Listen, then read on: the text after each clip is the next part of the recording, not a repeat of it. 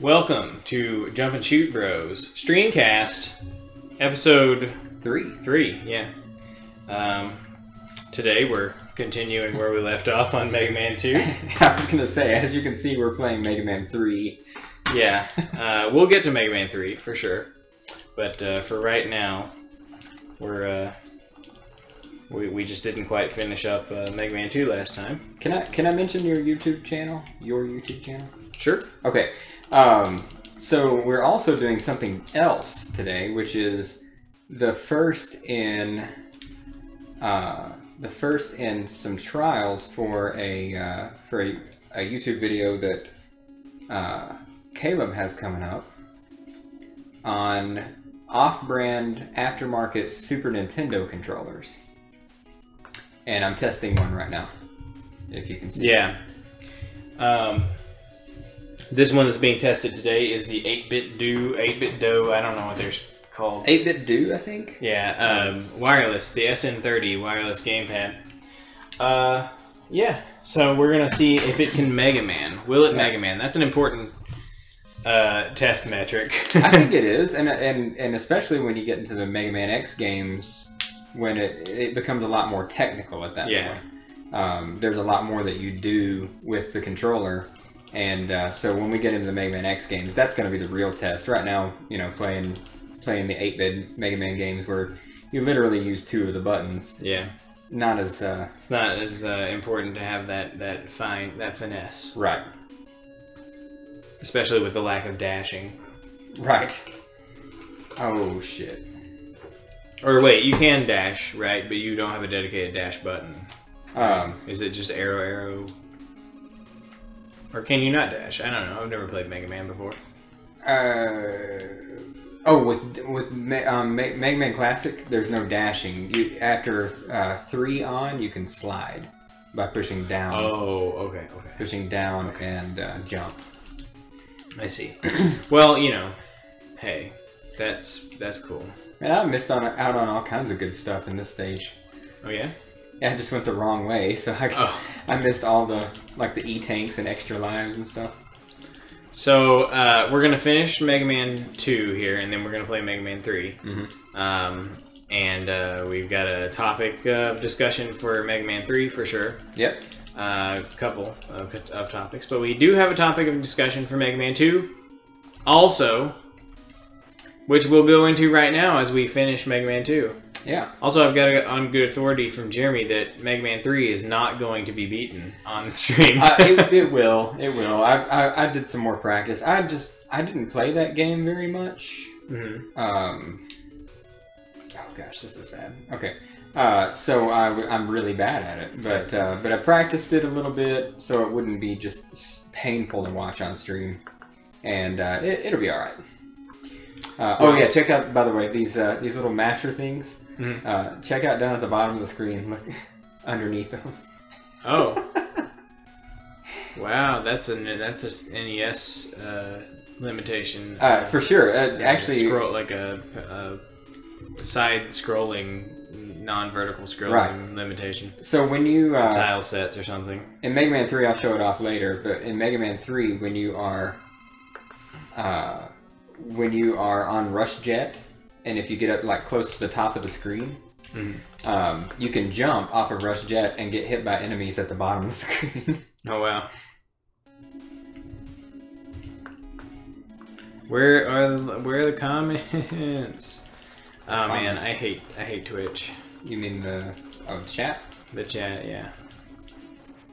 Why Twitch? Twitch.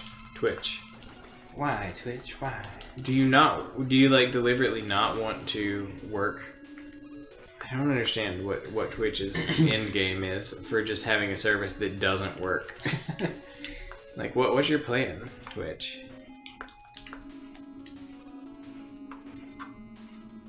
Am I not smart enough for Twitch? Is that what it comes down to?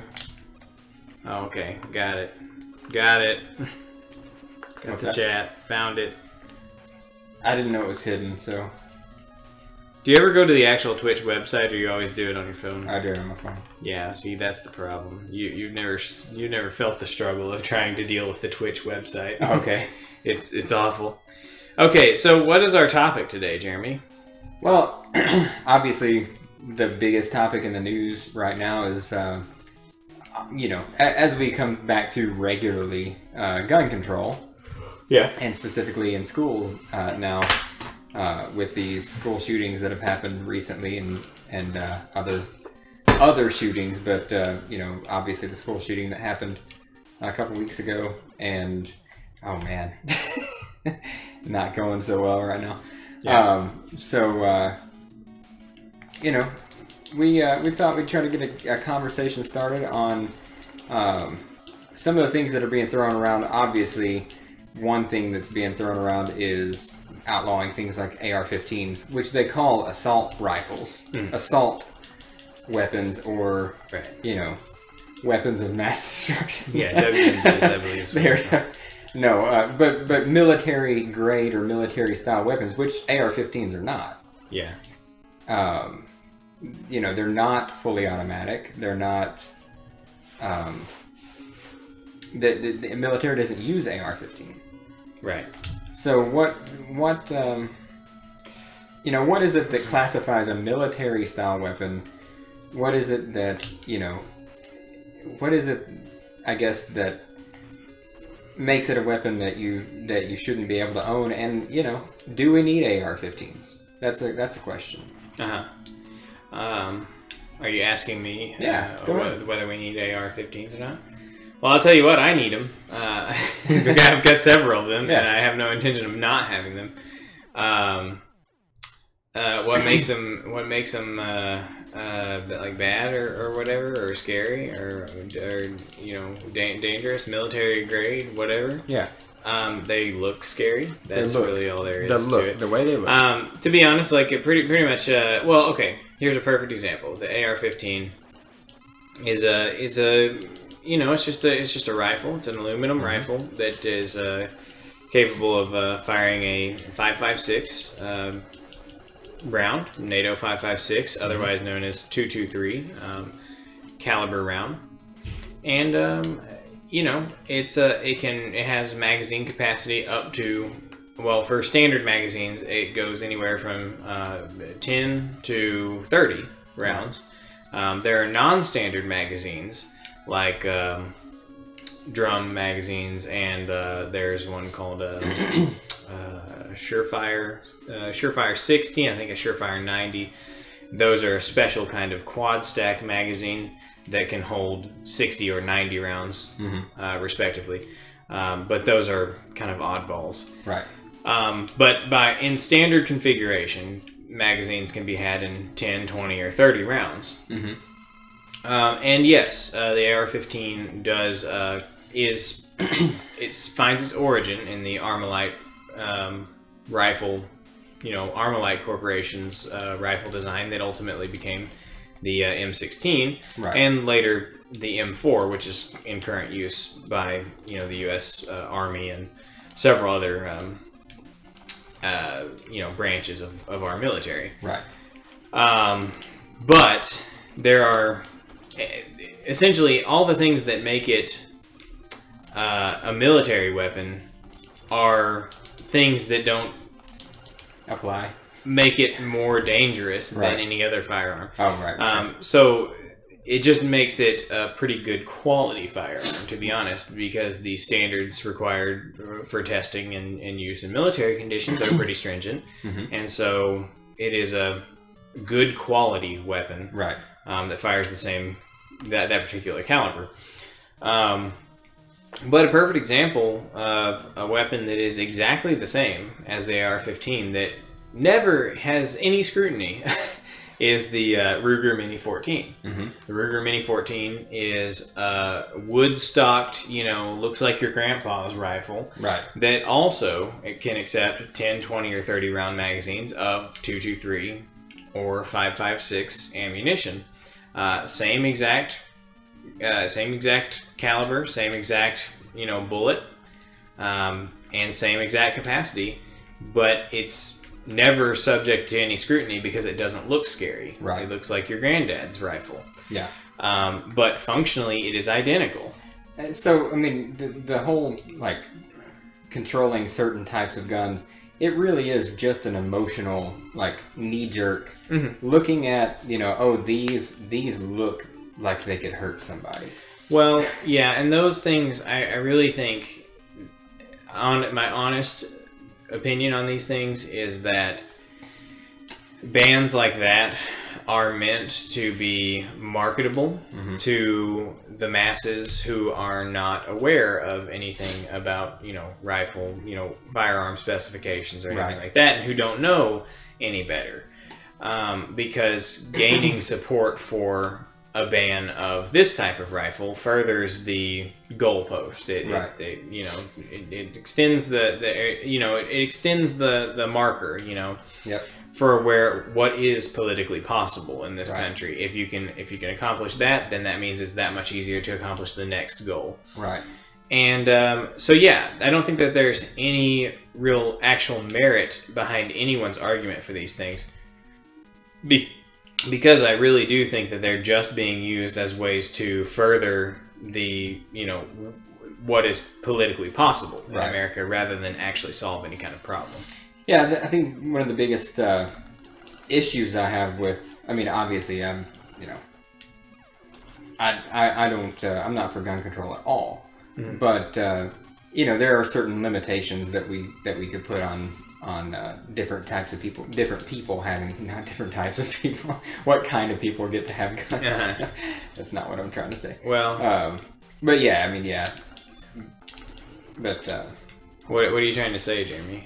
Certain types of people can't have guns. Can't be trusted with guns. I'm more focusing on what I'm doing right now. what type of people are we talking here, Jeremy? You know, obviously people that have mental instabilities and things like that, or but then that kind of opens a whole new can of worms, which is what is considered mental instability. And you know, that I've heard people describe, like, if you talk to God, you're mentally unstable. Well, okay, so at least half of the population of the world is unstable, mentally unstable, just for that one reason alone. Yeah, it's one of those things where, well, okay, we don't have a very good mental health like infrastructure in America. So that right there hurts the chances of actually being able to establish in any real way whether or not somebody is healthy mentally. And also, it's just kind of a potential slippery slope, really. I know nobody likes to hear those words except for Republicans, because Republicans are the only ones who seem to resonate with the notion that if you start down a certain path, it becomes easier to continue down that path. That's not truth to anyone else but Republicans, apparently. But you know, I'm a libertarian, so and I see that. And I think most other libertarians do too. But in terms of the political space of like the majority of the world, which are not libertarians at this point, obviously not. Well, Gary Johnson's not the president of the United States, so clearly we're not winning yet. But I think it's something that obviously, you know, not everybody agrees with, but I'm dying on purpose, by the way. Oh yeah, I figured this is a safety death. Probably. Yeah, safety death. Don't forget to use save states. Yeah, don't forget to use save states, James. Yeah, I forgot about those. Those are a thing that we can use. We can leverage that. So anyway, you might want to use a save state. I'm just saying. Yeah, we could do that. R for remember. Cool. Yeah. Yeah. So. Slippery slope. That's pretty much all I'm saying. Slippery slopes, man. You gotta stay away from those. Those are dangerous because you might slide. You might fall down. The thing is, like, a civilian can't own a fully automatic weapon. Sure. Yeah, they can. Sure. It's legal to own a fully automatic weapon. Hell yeah. Where have you been, Jeremy? Well, this is the United States of America, where you can own fully automatic weapons as long as You find somebody who has one that's already registered under the NFA. Then you buy it from them for $20 or $30 or $40 or $50,000. Yeah. And then you pay the $200 tax stamp registration, and then you don't ever transport it outside of your home state where you owned it unless you go ahead and notify the ATF in advance in writing and get approval to travel interstate with it. But yes, you can own fully automatic weapons in the United States of America. The average Joe can't go buy a fully automatic weapon. Well, the average Joe, assuming he doesn't have $40,000 or $50,000, cannot go buy a fully automatic weapon. You're right about that. So there aren't fully automatic weapons floating around. That's just not. That's just I mean, not floating around. They're very expensive. Right. So that's not even a topic of discussion when it comes to gun control. Right. And they could make that illegal, and it probably wouldn't offend too many people. It would offend me deeply. What I'm saying is that it has nothing to do with the topic at hand, which is AR-15s and guns in general that hold more than 10 rounds in a magazine. Because that is one of the topics right now is, should we just make it illegal to have a gun that's capable of holding more than 10 rounds? Yeah, and that's something that is, well, it's foolish for a couple of reasons. For one, the gun doesn't determine how many rounds it gets to hold. The magazine does. And the amount of rounds that are held in the magazine is determined by whoever makes the magazine and makes it however big they make it. So if you're going to ban guns on the basis of what magazines exist for them, then that's really stupid. But things that are that stupid have happened before. I mean, first off, magazine bans themselves have happened already in the country, and then the bans were lifted. It was a Clinton era thing. It was lifted under Bush because Bush just didn't re-sign it. Basically, it just sunsetted on its own. But it's one of those things where I just killed myself. The ones that already existed in the world, they were still legal because you can't retroactively make those things illegal. It's not, you can't do that. It's not legal in the United States to retroactively apply new legislation to things that already exist. So it was ineffective because you could just buy a pre-ban. If you wanted one, you paid more for it, but you just bought a pre-ban magazine because they were out there, and somebody who had a bunch of them was willing to sell them at a premium. So it wasn't like you couldn't get them. It just meant that you paid, $30 instead of $10 for a magazine. Hey, did you have you save stated a bunch here? No, I'm going to now. But the reason I died there is because I went into the menu, and in the classic Mega Man games. What? You held down the select button for way too long, apparently. I didn't. So the select button and the start button are the. Apparently. Why you gotta hold it down for an hour and a half before you why does select? Because it doesn't matter ever. I was trying to remember which button to press, but I mean it's completely desynced. I can't get it back on.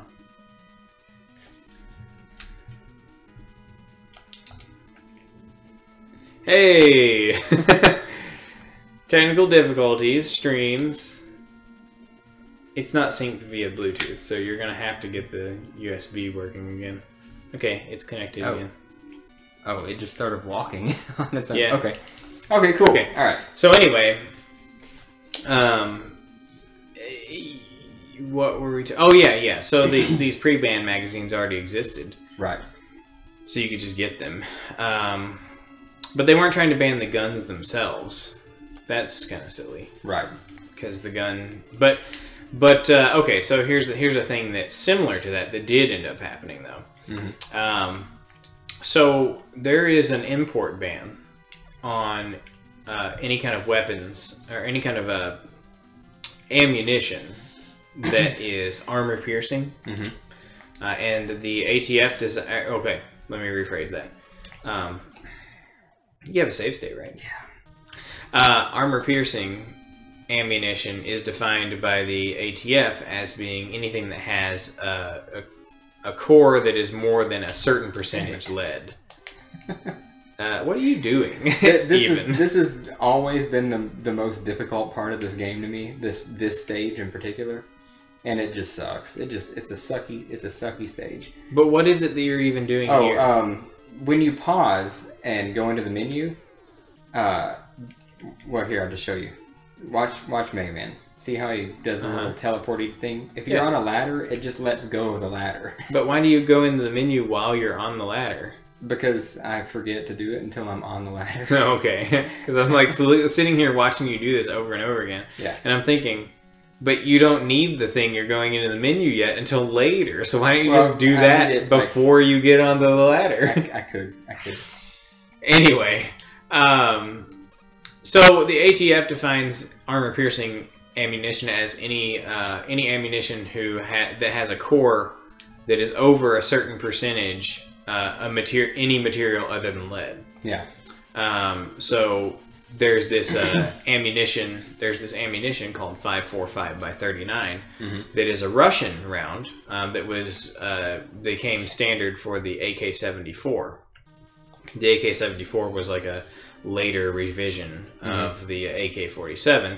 They used a different round because it was more like the 223/5.56 round that we use, actually. I built an AR-15 that uses the 5.45 round because it was dirt cheap. You could import cans of 1,000 rounds plus for like $100, and that's incredibly good pricing. I mean, you know, amazingly good pricing. So it made total sense at the time because I wanted to have a gun I could take out and shoot, you know, whenever I wanted to. Right. And not have to worry about the cost of ammo so much. But what ended up happening is the ATF determined that the ammunition, that 5.45 ammunition, was armor piercing, and the law says that that armor piercing ammunition for handguns cannot be imported. Okay? Okay. Now, for rifles, it's legal. So for years and years and years, it was totally legal to import that stuff. Okay. And that's why it was dirt cheap and awesome, and it was my favorite. But some company decided that it would be funny to make an AK-74 that didn't have a stock and that had a short barrel and was sold as a handgun. Okay. Even though it was a rifle. Right. But technically classed as a handgun because it didn't have a stock and it had a short barrel, and that technically meets the ATF definition of a handgun. Because one manufacturer created a quote-unquote handgun out of an AK-74 that fires the 5.45 by 39 round, the ATF unilaterally across the board determined that 5.45 by 39 is handgun ammunition now. Wow. So because it is now handgun ammunition in the ATF's definition, you can't import it anymore. Wow. So that kind of stuff has happened before. Right. But it's retarded. Yeah. Because this manufacturer was just some random ass tiny little company out of like Tennessee or something. Yeah. And they made like a few of them for the lols. And the ATF was and the ATF was just all that was. I mean, there's no way around it. That was just them looking for the opportunity to ban the stuff. Yep. Nobody can tell me that they were like, oh God, this is handgun ammunition. We need to stop this. This is just wrong. Right. They were looking for the chance. Yep. Anyway, I don't know if we're on track or off track at all. Shit, I don't. It doesn't matter. But I'm sorry. I'm having. This is the tough part of the game here. So yeah, I'm just I'm being quiet for that reason. Needless to say, that rifle doesn't get shot very often now because ammunition for it is like not obtainable. Right. But yeah, that kind of stuff pisses me off. And banning guns is dumb. You shouldn't do it. Because that's my word on the issue. Banning guns is dumb. You shouldn't do it. So the bigger topic right now, obviously, is guns and schools. And that's kind of what I wanted to talk about mainly, although gun control will come up throughout the conversation. Hold on, I save stated. I forgot. And the topic floating around right now, obviously, is banning guns completely to keep them out of the wrong people's hands, or the other side. How can we protect our schools? And a lot of people want to take like the defensive stance of like we should just have better like doors and stuff, like which is great. I think there should. I saw a video a couple of years ago after one of these previous school shootings that was advertising a product that I think every school should have. It's a doorstop that there's no way to get in that door without breaking the door down. I think every classroom should have one of those. Why doesn't every classroom have one of those? I don't know. It would probably cost money. Probably so, but I mean, that's not as that's. Well, here you go. That's not a better solution than. Here's what I think, Jeremy. I think that every school is not going to have a shooting. I think that 99.9% of schools are never going to have a school shooting. Obviously, that's true. And I think that for the same reasons, honestly, I think that for the same reasons that gun control is useless because you're trying to, because you're controlling everyone because of what 0.001% of people do. The idea of fretting about protecting your school from a school shooter is wasting resources to protect yourself from something that's not going to happen to you statistically. I was thinking about this because you told me this is what you wanted to talk about, and I've been thinking about it since then. And I think I'd like to hear out your whole stance on the thing, but I think that my stance is going to come down to, I think it's a waste of time and energy, and I think it creates more fear and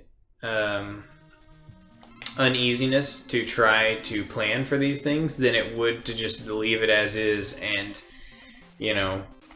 hope that you're not going to be one of those 0.001% of schools that's going to have I don't agree with that at all, but there is the solution that I like. Obviously, you've heard probably a lot about people are talking about arming teachers and arming faculty. I totally agree with that, with the caveat that we have a training program specifically for people who volunteer to be that person. Yeah. They volunteered to protect the school, and that's what that's what they want to do. I can be okay. I am okay with the concept of teachers undergoing training to. This boss is bullshit, by the way. This is a boss? Yes. Okay. Weird. Yeah. And it's bullshit. Is it bullshit because you absolutely inevitably get hit no matter what? You Pretty can't much. avoid being hit. Also, it uses the worst weapon in the game. There's exactly enough ammo to kill him. So if you misshoot once, you're out of luck, and you can't. There we go. You can't. There's no leeway. If you miss, you've missed. I've got enough ammo to kill that last one up there. Yeah. But they're blocked off by these walls that also can only be destroyed by this weapon. So you have to destroy the correct walls while dodging these ridiculous shots that are going to hit you. Yeah. It's bullshit. But anyway. It seems pretty cool. Huh? It seems pretty cool. I like it. It's a good boss. What a great boss design. Yeah. So anyway, I just beat him, but... anyway, the teachers union came out and said, the teachers are there to teach reading and writing and arithmetic, and they're not there to be security guards. Obviously, they're not. But in that situation, someone who has their concealed carry permit, who is willing and ready to go through training to protect the students, don't you think they should have the right to do that? Yeah, I mean, I think so. I think it should be something that is possible. And I'll tell you, just having a sign, there in our local area, there are a couple of private schools that have a sign on the door that says, hey, our faculty is armed and will take any measures to protect the students. Yeah.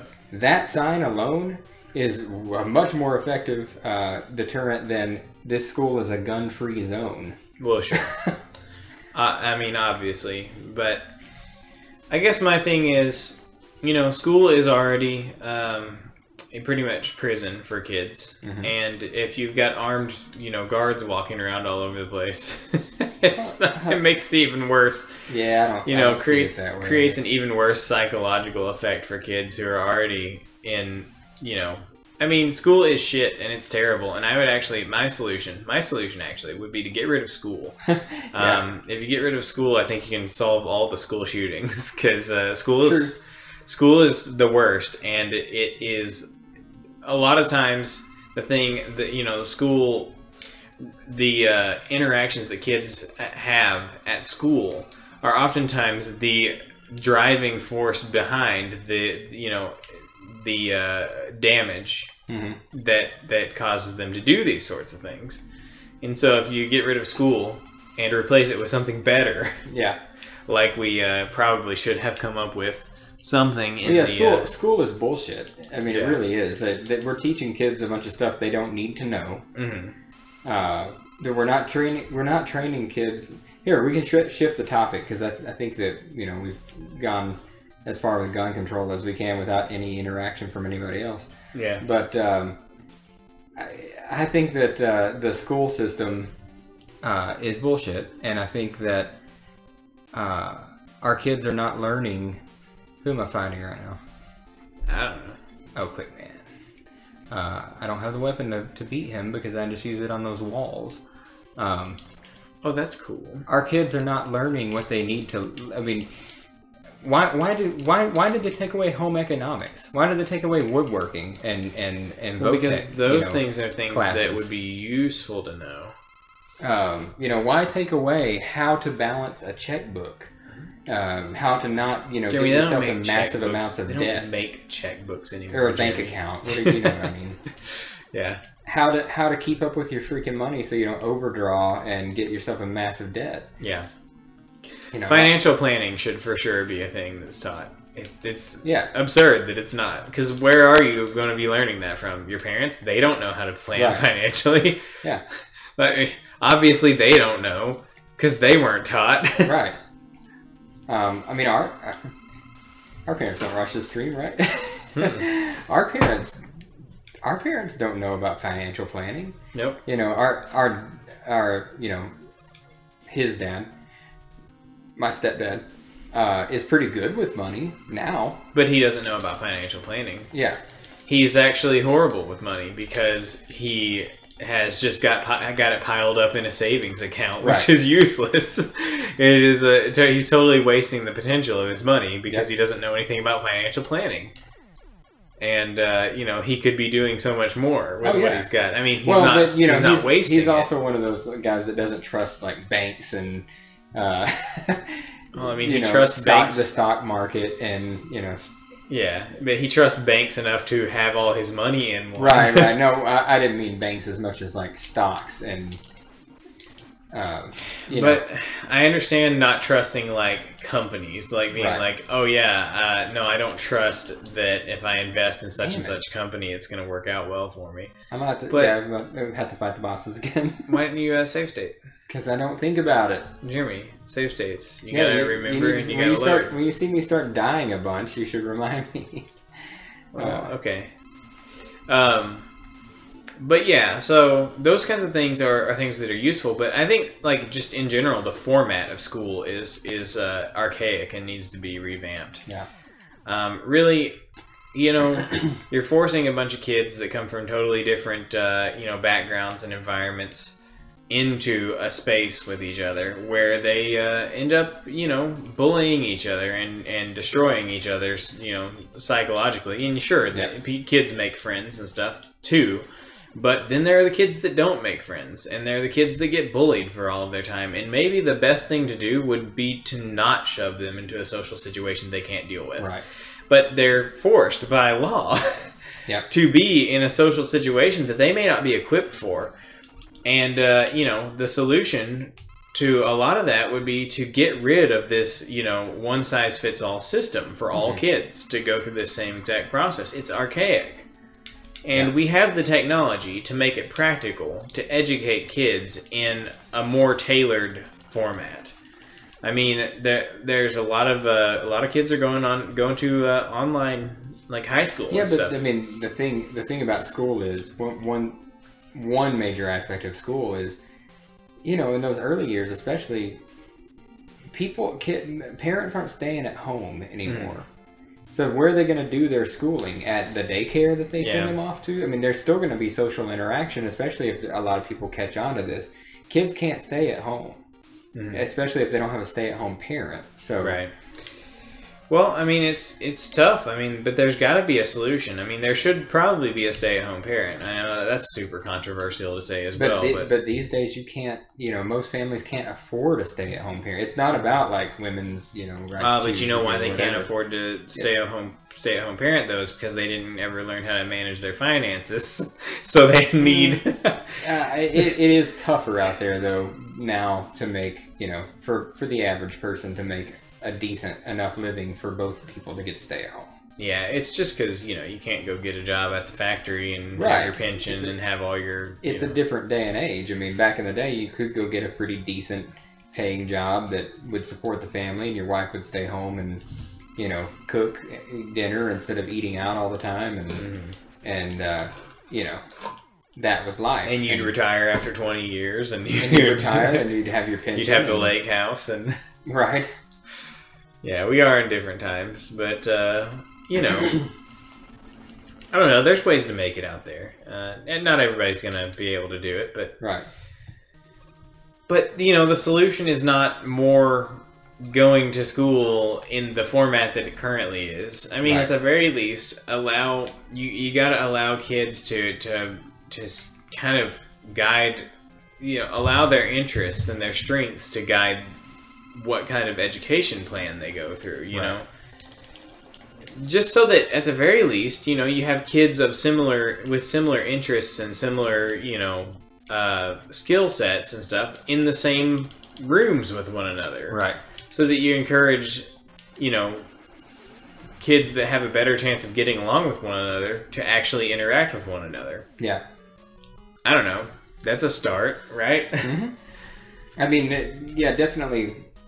But that's another thing is, you know, they want the education to be so like well-rounded, and the issue there is like you're kind of asking a kid to make a decision early on, you know, when they're 5 or 6, what they want to do with the rest of their life. What are you interested in now that's going to eventually make you an income down the road? No. See, here's the problem. It's not that you're asking the kid to make that decision. You don't need to think about what your career path is going to be at that age. Right. Because that's not the kind of education you're going to be getting. What's important is that teachers need to identify strengths in students and then expand upon that. Say, you need to go down this course because your strength is here. Right. And so we need to accelerate you in this course, in this thing. If your strength is mathematics whenever you're in, you know, 1st or 2nd grade, you're really good at it, then we should be reinforcing that strength and pushing you into more advanced mathematics classes rather than being like, oh, well, no, you need to stop worrying about that math so we can get your English in shape. Because that is the dumbest thing I can imagine. If there's a place where a student is excelling and a place where a student is falling behind, the standard line of thinking is that we got to really focus on that thing where you're falling behind and kind of push aside the thing that you excel at. Yeah. But the reality is that you don't really need any one thing that you learn at school in your adult life. Yeah. You only need to be good at the things you're good at. Right. So we should be focusing on those. And if you're not good at English or whatever, then, you know, we need to just be able to accept that. Right. You know? Well, I'll tell you, I like math. I enjoy math. I didn't when I was in school. I hated math. Yeah. And the reason for that is I had terrible, awful math teachers my entire school life. Yeah. Who didn't take the time to help me understand in a way that I was good at. Yeah. You know, they taught math the way they taught math, and that was it. I've since, like, seizure warning. Yeah. Sorry about that, guys. So that's Mega Man 2. Finally done. How long did we stream here? I mean, it's not over yet. We're playing Mega Man 3 next, but we've been streaming for, you know, the amount of time that we've been streaming so far. Yeah. I knew that the Wily stages were going to take me 40 a lot longer. minutes. Yeah. So altogether, it took me an hour and 10 minutes to beat that game. No, it took me an hour and 40 minutes to beat that game because we started. Yeah, I'm not very good at old Mega Man games. Dude, it's cool. It's cool. I understand. But with that being said, we can move on to Mega Man 3. Oh, you don't want to listen to this Right? killer ending track here? I can't hear it.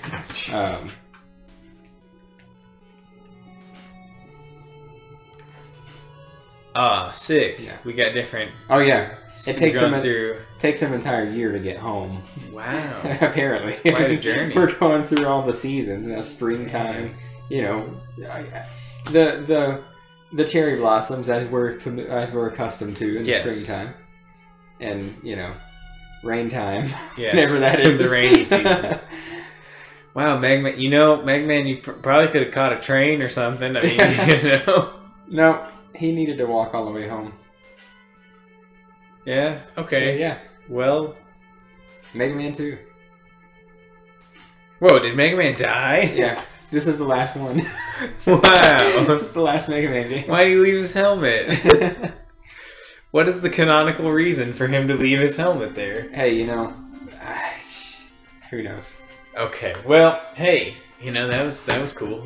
Mega Man 3. Yeah. Yeah. You have anything else How do to you say get out about again? I forget. Start and select on Okay. this one. Do you have anything else to say about whatever bullshit we were talking about just About now? the school? Yeah, Shul. Oh, I was just saying Revamping that Shul. one of my biggest problems was my teachers. That they just didn't care whether I got it or not. Like if I was struggling in class. It didn't really matter as long as the majority of the class was getting it. Right. All right. Okay, so here's actually where I kind of want to pay attention to the game just for a minute. Mm-hmm. So there's a lot of good music in this game. Actually, the opening title screen has good music, and I skipped it. But the three majorly in question, Shadow Man, and Sparkman. Mm-hmm. People kind of argue about who has the best music. Okay. I personally think Top Man's music is the best. Okay. But nobody else does. What about Hard Man though? Hard He seems pretty hardcore. Anyway, all the music's good. But I'm going to Top Man first. You can listen to it. It's my favorite. Okay. And then we'll go to Shadow Man next, and then Spark Man, because that's the order that I'm going to go in anyway. Okay. So you'll get to hear the top three tracks. I think just Spark right off the Man bat. is a spark plug. Yeah, he is. He is, and he is also the most robot looking robot master of any of the classic series that I can think of. Okay. He just looks like some parts. Yeah. Whereas everyone else kind of looks like a person, sort of, you know. But anyway, so Top Man first. This is my favorite music in the game. Okay. But it's very, very underrated. People don't seem to share. Is there normally like this glitch line here in the... On the Raspberry Pi, mine at home too. Oh, really? So here we go. Okay. Could it stand to come up anymore, or is that gonna... No, we don't want to turn it up anymore. The other people can hear it. Yeah. They can hear it just fine. Why? Do we need it to be louder? No, just so you can hear. I mean, I can hear it. Yeah, it's pretty good. I mean, it's all right. I don't see what I don't see what all the Huh? I don't see what all the hype is about, to be honest. There is no hype. This is the one I like. Hey, you're hyping this up. I'm just saying it's my favorite one in the game. It's pretty good.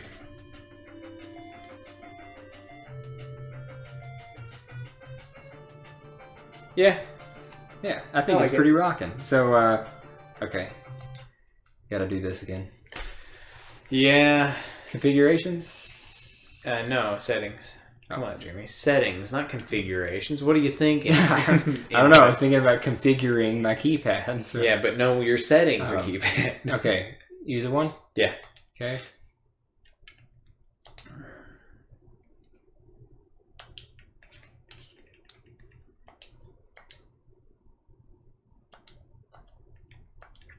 Well, anyway, you know,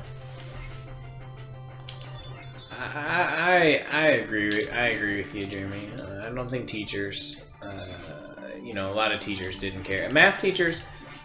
Here's my opinion on math teachers. I'm gonna be really brutally honest with you, and it's gonna be something that's gonna offend people. But you know what? I don't give a fuck what people think, because this is really my life experience. Yeah, I had a lot of teachers over the years. Got taught in multiple different schools in multiple different states. Across a large period of time of going to school. I don't know if everybody else had the same experience as me, but I've been to a lot of schools, a lot of teachers. Right. I've had math teachers, all of which, but except for a couple in high school, were female. And the female teachers were all awful, and the male teachers were not. Yeah. And I honestly think that the way that men teach math is just better. Yeah. I don't know why women can't teach math in an interesting way, but they just can't. They are all terrible. I mean, all of my math teachers were women too, but mine specifically, like, well, one of them was, I don't think she even knew what she was teaching. Like, I don't think she even understood it. She just taught it out of the book. See, I think that in my, as far as the math teachers I've had, I think they knew what they were doing. I think the issue was that they had no idea how to relay that to a student. And I just found in my experience that my male teachers had a better method of relaying that to the class. Right. You know, whatever concepts they're trying to say, they're better at explaining the kind of abstract concepts of math right. to the class in a way that's understandable. And I do not know why that is. I'm not trying to claim that I do, but I just know that was my experience. Right. And that I found that female teachers, well, actually, they were terrible in every class. They don't know how. Maybe just females are not good at relaying information to students. Which but is for whatever, because most teachers are. But for whatever reason, teaching is highly has a real diversity problem in that it's got all females and hardly very few male teachers. It's something that really probably needs some fixing. Is there needs to be some diversity hires happening in every school across the country, which is I think hiring some male teachers. I mean, honestly, it's not that schools are choosing women over men. I think there's not a lot of men who get into teaching. It's just not. I mean, you go to an education school. I have ventured into the education department at ASU. It's 90% female. Yeah, if not more. I mean, education. Higher education has a much larger percentage of male, teachers. Yeah. But I think that just has to do with. Here's track number 2. Well, I've heard a. Oh, let's.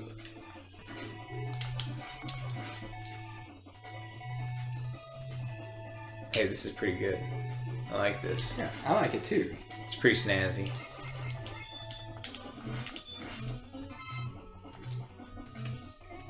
Oh, we're gonna get interrupted here. Sorry. Oh, well, anyway, I was just gonna say I've heard it said at one point that that some psychologists some psychologist somewhere was doing a study on this, kind of came up with this notion that maybe the reason that men don't go into education, or when they do, they tend towards higher education, is because there is something inherent in the at least cultural expectations of men to have a sense that they've achieved something in life. Yeah. And teaching doesn't really fulfill that. What really fulfills that sense of like tangible accomplishment is going out and creating something. Right. Be it excelling in business, or working in an industry where you get to build or fix or make something that is tangibly, that you have your hands on tangibly. Right. And that higher education is attractive to men because it comes with a sense of achievement and accomplishment, because higher education is seen as being important, whereas lower levels of education are not so much. But that because that same expectation is not placed on women, it's not so much that it is made more attractive to women. It's just that lower education is less attractive to men as a career option, because it doesn't carry that sense of accomplishment and achievement for having done it. If you're a college professor, you have respect because you have achieved something important, that is perceived to be important. Those students that are in your class are not being forced to be there. Right. Which is another Sure. aspect. Well, not necessarily being forced to be there. I mean, some of them are. Well, you know what I mean. Like some of them's parents are forcing them to be there. True. I take it down. But, in general, make sure to save state. Right, I'm doing it now. Get your safety save state there. So here's what I was telling you about earlier, the top spin. Yeah. Freaking awesome weapon. Dude, it's sick. So let me tell you about this weapon. You have to make contact with the enemy to cause damage. It absolutely 100% will damage you as well. Okay. Taking contact damage from him, I think, takes 8 away from me. So it makes it really hard. No, like 6 maybe. So it makes it really hard to not die, because you're required to take damage. Right. Also, once you've taken damage, you go into iframes, right? When you're in iframes, if you use top spin and contact with the enemy, you lose 1 little bar per pixel, or no, per frame that you're in that enemy's hitbox. Okay. Which means that you can drain all of your top spin in one attack if you do it while you're in iframes. Okay. So that's why this boss battle sucks. Okay. All right. Yeah, I don't know where I was going with that, really, aside from just to say that my male teachers in every aspect of school that I ever had were far better than any of the other teachers I ever had at school. Yeah. And maybe that's because I was a boy going through it, and I was able to identify with my male teachers better. That doesn't seem completely unreasonable. No. That doesn't seem like the most absurd thing ever said by a person. Right. But I also got the sense that the majority, not all, but the majority of my teachers, male teachers, were Sparkman. Yeah, he really does. He's a multimeter with a. Yeah. He's a multimeter with a spark plug in the middle. Yeah. I always got the sense that my male teachers cared more about their job and what they did than most of my female teachers. Not saying all. I know that there are certain teachers the female teachers that I had, that really did care about what they were doing and were good teachers. Really were good teachers. But I didn't have a single male teacher that I didn't feel like actually cared about what they were doing. Right. So that's not passing a judgment on women. I just think that men who are drawn to education are drawn there for different reasons than, like, they're drawn there for specific reasons. Right. And I feel like that probably a lot of women who are in education are just there because it was a career option. Right. And there are a lot of, and it's already an option that there are a lot of women in. So there's a lot, it's an obvious career path. because you know you're in good company. Yeah. You know. This is the other. So correct me if I'm being incredibly sexist here and you don't agree with me on these statements that I'm making, because I don't want to create the idea that my opinion on this matter is the official Jump and Shoot Bros opinion. No, I mean I'm not disagreeing with you for sure. I don't know if how far psychologically you went into it is all 100% true. Right. But I do agree that, no offense again to women teachers, I had a lot of good ones, but when you ask somebody who their favorite teacher was, it was always like Coach Brown or who also taught like AP Science. It was always Coach Norman. Yes, yeah, it was always Coach Norman. Okay, that's the notable exception. Yeah, Coach Norman was the notable exception, but he wasn't a teacher though. He was PE. Right. That's not teaching. He just did PE. Yeah. That's not real. Right. We're talking about teachers who teach. Right. But what I'm saying is like a lot of coaches also taught like math or something. Yeah. And but it was usually. Oh yeah. Okay. So check it out. I'm gonna cheat the crap out of this game now. Okay. I didn't know you could do this. I discovered this on my own. Okay, so here's Shadow Man's weapon, right? Mm-hmm. If I push right, I'm on Rush something, but it's not Rush Coil or Rush Marine, which I have. Mm-hmm. It is Rush Jet, which I don't have. It starts you out with no energy, but if you collect energy, now you can use it. But how? And now I have it. How did that happen? What are the circumstances that make that happen? Because apparently, I was on Shadow Man's weapon, mm-hmm. and I pushed the arrow to the right, and it went over into that spot, even though I hadn't unlocked it yet. So it's just that they somehow failed to lock that direction out, and the game just doesn't. Nothing else that I haven't noticed anything else do that, but just that one thing. Wow. So I discovered this on my own. Now I know that other people have discovered it.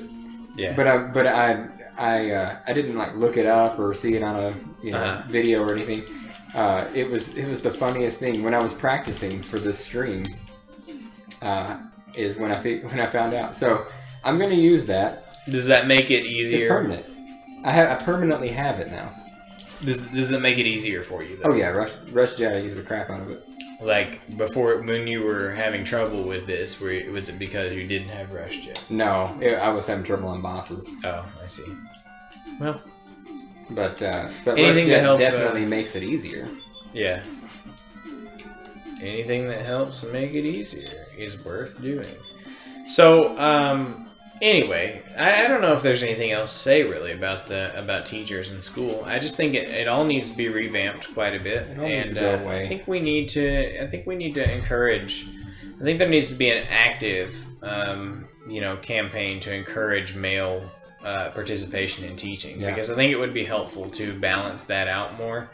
Not because I think women are bad at teaching. I just think that it would be good to have that diversity for kids. It would be good to learn from both, because there is, no matter how much people don't want to believe in the concept of it because it's become politically incorrect to think, there is a difference between men and women. Yep. I'm not saying, I don't know what that difference necessarily amounts to, but there is a difference in the way that we think and act and talk and teach.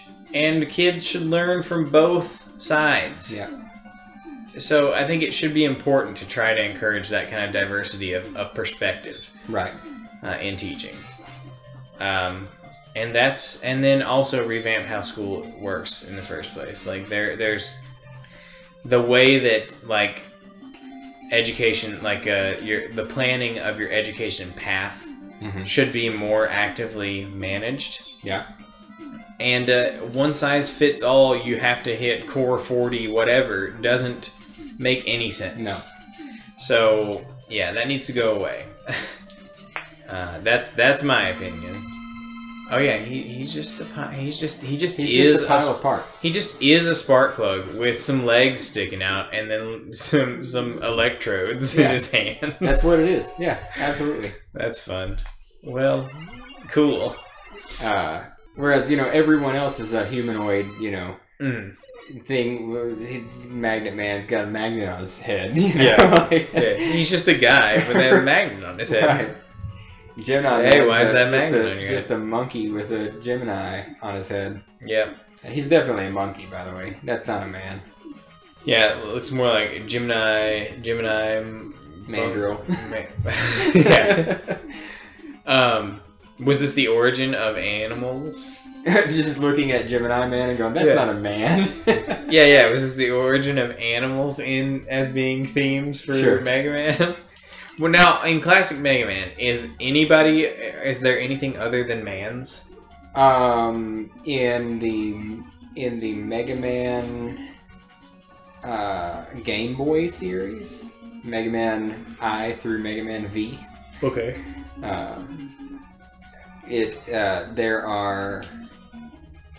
There's at least one of them that's planets, like Pluto, Neptune. Okay. I don't remember what. Planets like Pluto. Mm-hmm. But I'm talking about Mega Man 1 through 11. No. Well, there's Splash Woman. She comes in Mega Man 9. But no, yeah. So animals became a thing for X. Just for X, yeah. Okay. And the planets, they were animals. I believe. Okay. They were animals. They were animals that were named. No, maybe not. I'm thinking the wrong thing, probably. Okay. Are we gonna do those games too? I don't know. Probably got them. The Game Boy games. I'm sure we've got them. Oh, we've got them. I've played them. Are they good? I haven't played through them. Are they the best? No, they're terrible. What? Why? Because they're just hard to play. Mega Man wasn't made for the Game Boy. Oh. Well, that's too bad. Well, hey, man, on the topic of new things and reinventing things that have been around for a long time, do you want to talk about the other potential topic that we were going to talk about, which is your car? That I bought a new car today. Yeah, I bought a new car today. I bought and not new by new I mean new to me. It's actually used, very used. But I bought a Chevy Volt.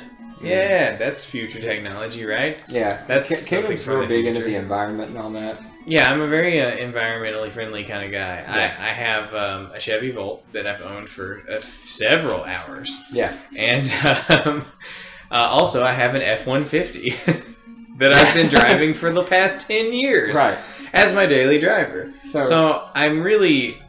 I'm really pretty balanced. I'm pretty balanced in terms of my environmental consciousness. I've had the Volt for a couple hours. I've had the F-150 for 10 years. You're pretty much even. Yeah, I've balanced out my carbon footprint. You're even Stevens at this point. As I like to say, I have a pretty large carbon footprint, but I try to hop around only on one foot, so it cuts it right in half. Right. And that's really the ethos that I've used for all of my life up to this point. But yeah, I got a Chevy Volt 2013 Volt Premium, and I got it for a steal of a deal. And by that I mean every Volt is a steal of a deal right now. You should buy one. If you don't have a Volt, if you're watching this right now and you don't own a Chevy Volt, and you live caveat, you live in a house. It's not going to be practical in an apartment, right? Like that. Well, technically, I guess you could run an extension cord out to your car. It's not going to be practical, right? It's not going to be practical if you live in an apartment. But if you live in a house where you have a garage or a carport or whatever, and easy access to plug in the car for charging overnight, it's sick. It's sick. You charge. Go ahead. I'm just gonna have you play Snake Man's level while I go get us some coffee. No, you can't unplug it, Jimmy. Oh, right. It's a corded controller. Well, hey, can you get me a coffee? Yeah, that's what I was gonna do. Okay, cool. Oh man, your buttons, they weird me out, man. Why? Because the same as on Mega Man X. I know, but I expect when playing NES games for them to be the way that the RetroPie automatically formats them with A and B. So it's fine. It's just you're playing Mega Man X. No, it's fine. It's just whenever I initially picked it up, it was not meeting my expectations. Yeah. But yeah, so Chevy Volt, screaming good deal. Every Volt is a screaming deal right now because the used market is just ridiculous. It's ridiculous. I bought my Volt Premium with 70,000 miles on it for $11,000, and that was like a $50,000 car at the time. Dude, I'm bad at Mega Man, but you know. So with that being said, if you don't own a Chevy Volt, you should. Not that I'm saying that Chevy is necessarily, you know, I'm not a Chevy fanboy. I actually have never owned a Chevy in my life and didn't think I ever would, but, you know, the Chevy Volt is a pretty unique thing. How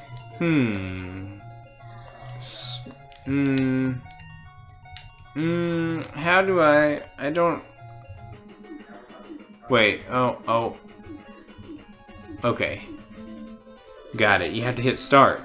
That's so weird. I've only ever played Mega Man X. I don't play classic Mega Man.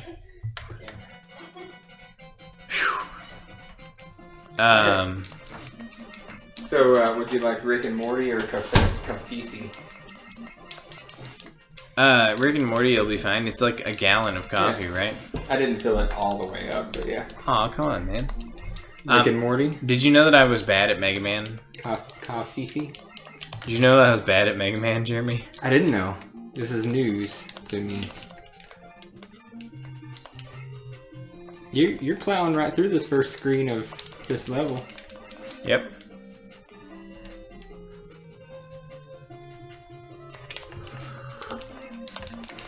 That's cheap. What? The moment you come up the top of the ladder, you're getting hit by 3, and like that's not avoidable. Right. This big snack is the one that killed me. Oh, really? Yeah. Yeah, he's pretty tough. He's kind of a pain to deal with at an eighth health. Yeah.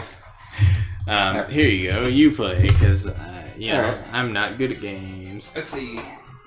I got a life. I can get through this. Anyway, all I'm saying is that the Chevy Volt. I'm not a Chevy fan, but like it's pretty sweet though, and like I'm not even like the ideal demographic for it because I drive more than the average person on a daily basis by quite a lot. Which means that I'm going to spend a lot more time running it on fuel than I am going to be driving it on battery. But this guy, he is a pain, so I just don't even like to mess with him. Oh yeah? You just rush jet past him? Nice. I guess maybe my problem is that I don't know how to use weapons. Yeah? Weapons. So, I just always use the Buster. Yeah.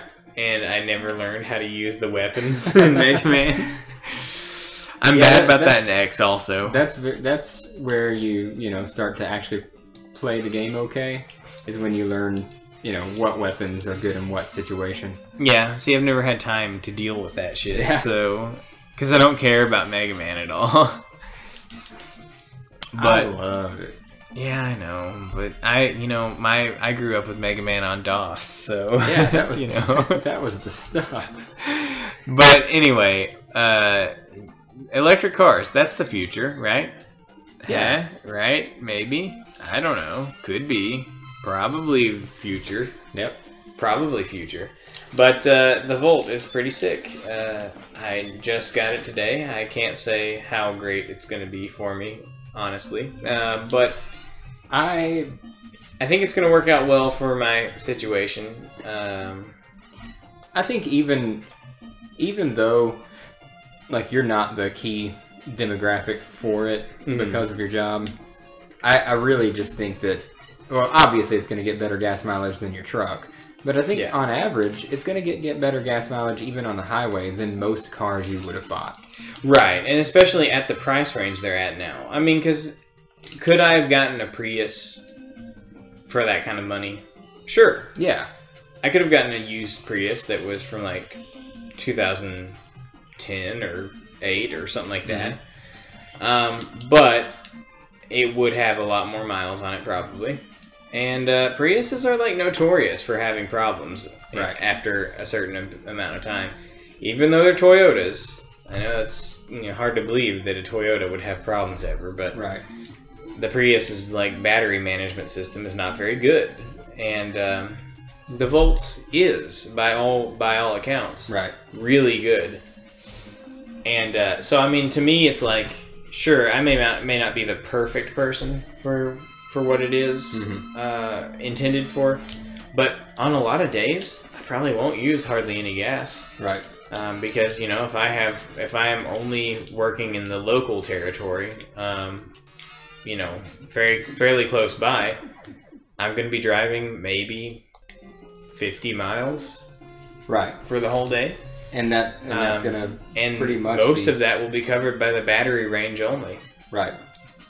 So I can plug in and charge overnight and then get most of my day, taken care of just on battery, and then sip a little bit of gas at some point in that process. And I think that would be the ideal setup. Yep. And I mean, seriously, like if you're thinking about getting an electric car of some sort, you're interested in electric vehicles, it's crazy how cheap Volts are right now. I'm definitely going to be looking into it, because I've had a Prius before, and I liked it, honestly. I liked it. I thought it was a good car. Never had any issues out of it. I know that there are issues that can come out of them. I just didn't have them before I wrecked it. So, which is what happens to all of my cars. Yeah. So, I mean, I'm not the Honda Accord that you have right now is only here because you haven't wrecked it yet. Right. That's right.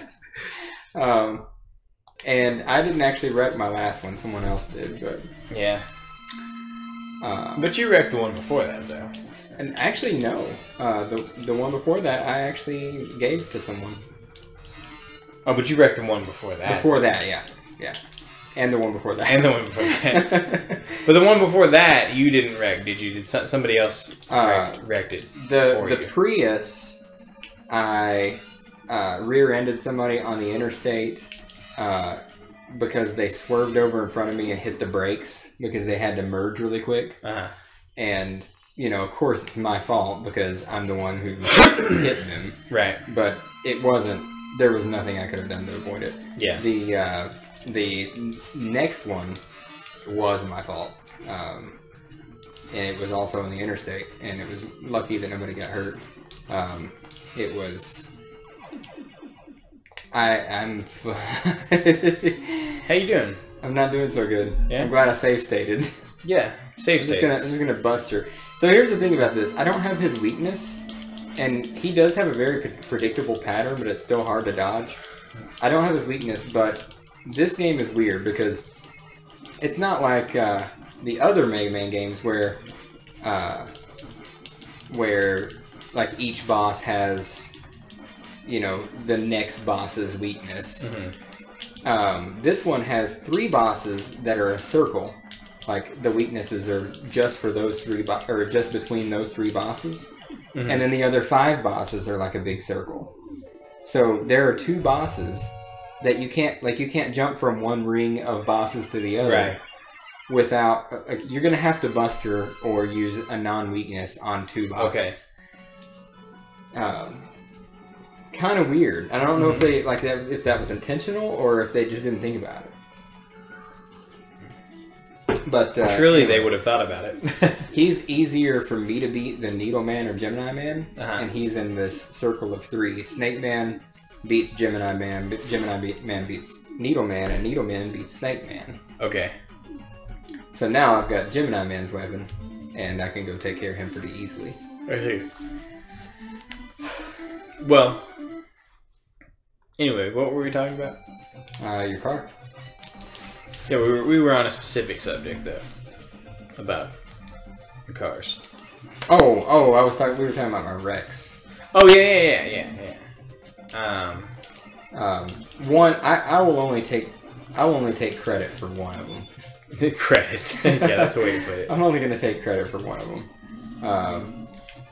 The other ones, I'm not gonna take the blame for. I mean, legally and like insurance-wise, you are taking the blame for the ones that you did, right? But as far as bragging rights, right? Right. You're only gonna brag about that one that you caused. Yeah, and it was bad too. I was explaining why it happened. So I was just cruising down the interstate at 75 miles an hour, and came over a hill, and I just wasn't like. I was like half awake, I guess. I don't know, but I came over the hill and traffic. You were driving to Memphis. I was driving to get to your office at like 5 o'clock in the morning, right? No, actually, it was on the way back from Jackson after a job at the end of the day. Oh, okay. So that was late. Yeah. Okay. So I was tired. I wasn't paying a lot of attention, and came over the hill, and traffic was dead stopped in the middle of the interstate, like a just big line of traffic. And I didn't see it in time. I hit the brakes, but I think I hit that guy at like 45 or 50 miles an hour. Oh wow, it was bad. Yeah, completely totaled both cars. What were you driving at that time? Another Accord. Oh, after the Prius, I got an Accord. And why did you not go for another Prius? I'm curious. What was the deal there? Because the payment was cumbersome, and I bought the Accord for cash. Okay. And I thought, this is my way out. This is my way out of a car payment. Like I'll just use the insurance money, buy the car for cash, and be done. Yeah. And it's kind of an even swap. An Accord doesn't get as good of gas mileage, but without the payment. In my mind, it was a better way to go. So, your Prius was a used one, though, right? Yeah, I got it for 14. You would never buy a new car.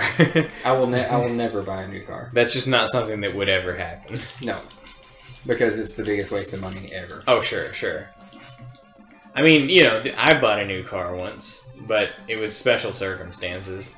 They were giving them away. Oh, right. I mean, when I bought my truck, you could have bought a used. My truck was cheaper, brand new, than an equivalently spec'd used truck from a previous year model on the same lot. Oh, really? Yeah. Like we were looking at other trucks on the lot. Right. They had similarly spec'd F-150s of the year before. With 20,000 miles on them, that they were asking more for than the new truck I bought. Wow. And so I was like, okay, I guess this makes sense. Yeah. That's crazy. Yeah. Under any other circumstance, I wouldn't have bought it. I mean, that truck listed for like 17,000 or something, 18,000, and I bought it for 11. Yeah. Brand new.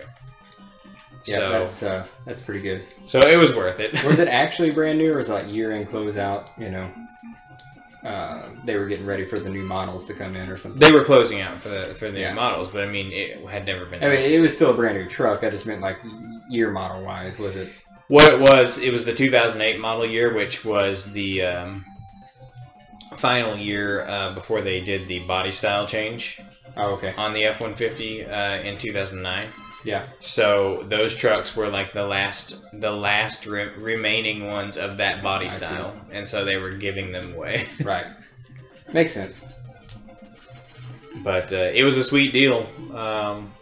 The unfortunate thing is that I was 17 at the time, and when I bought it, and so I was making minimum wage, and we selected the most ridiculously long term for the loan possible, and I paid it just payment by payment for the entire term of it, and I calculated up how much I actually spent on it one time, and I paid like almost double the cost of the car over the course of the 7 years I was paying payments on it.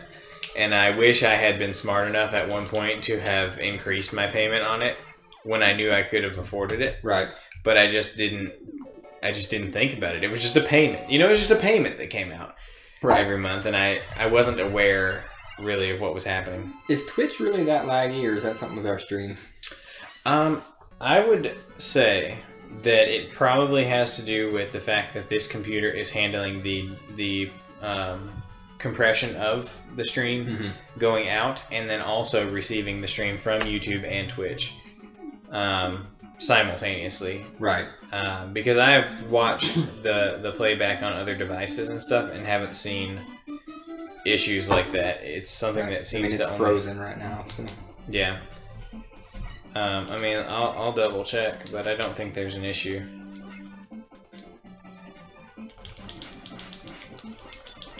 Seems like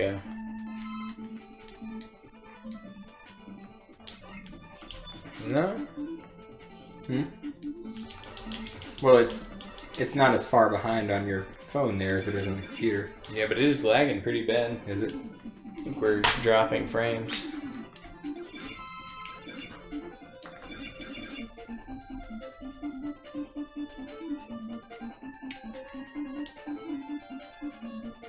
Oh, yeah. We're dropping frames. Like crazy. Only on Twitch, though?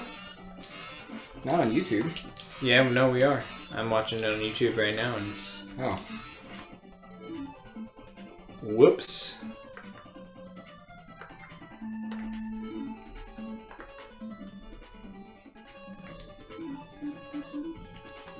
Sorry about that, guys.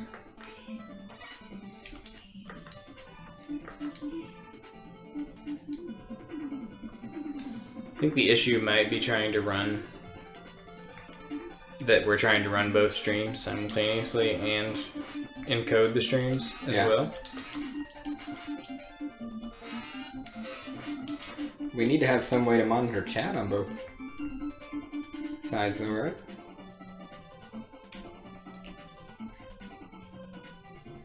Yeah. We may not be able to do it from this computer. Because once I paused both of those streams, now it's cleared up and is running super smooth. Oh, wow. And we don't appear to be dropping any frames either.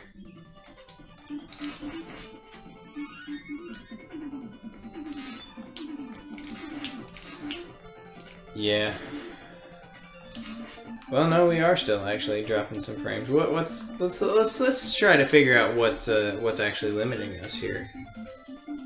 I wonder if there's another process going on in the background of this computer that's causing issues. Sorry about the technical difficulties, guys. We're trying to sort it out. New at this. Yeah, we are new at this. That's true. It is. It's Google. It's Chrome.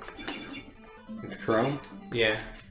Chrome is consuming massive amounts of processing power and memory.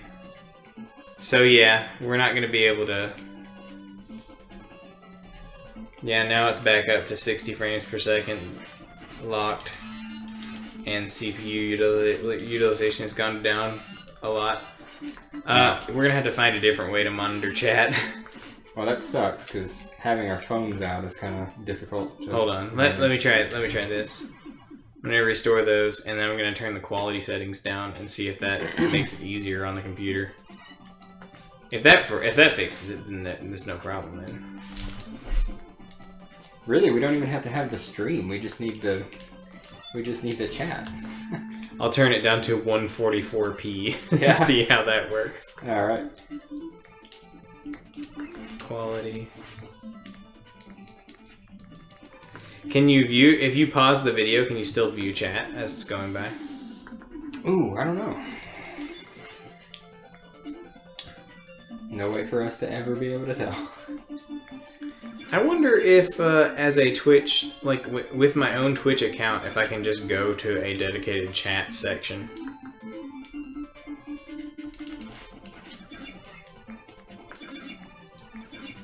That would be interesting to know, right? A dedicated chat section? Yeah, like if there's just a site I can go to just to monitor the chat and not load the stream. Oh, be interesting. Well, actually, this might have solved the problem just turning YouTube's quality setting down a lot might have alleviated enough of the issue, because it still seems to be running smooth. So yeah. Okay, I think we're okay now. Okay. YouTube can run at 144p, and then oh, that's some killer quality. Yeah.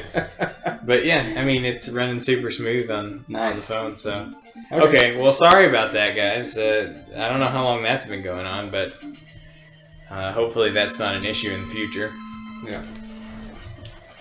We're just trying to monitor both chats from the same computer monitor here, and it's putting a little bit, and it just happens to be the same computer that we're streaming with also. Right. So it's putting a little bit too much load on everything. We're putting a lot on this poor computer here.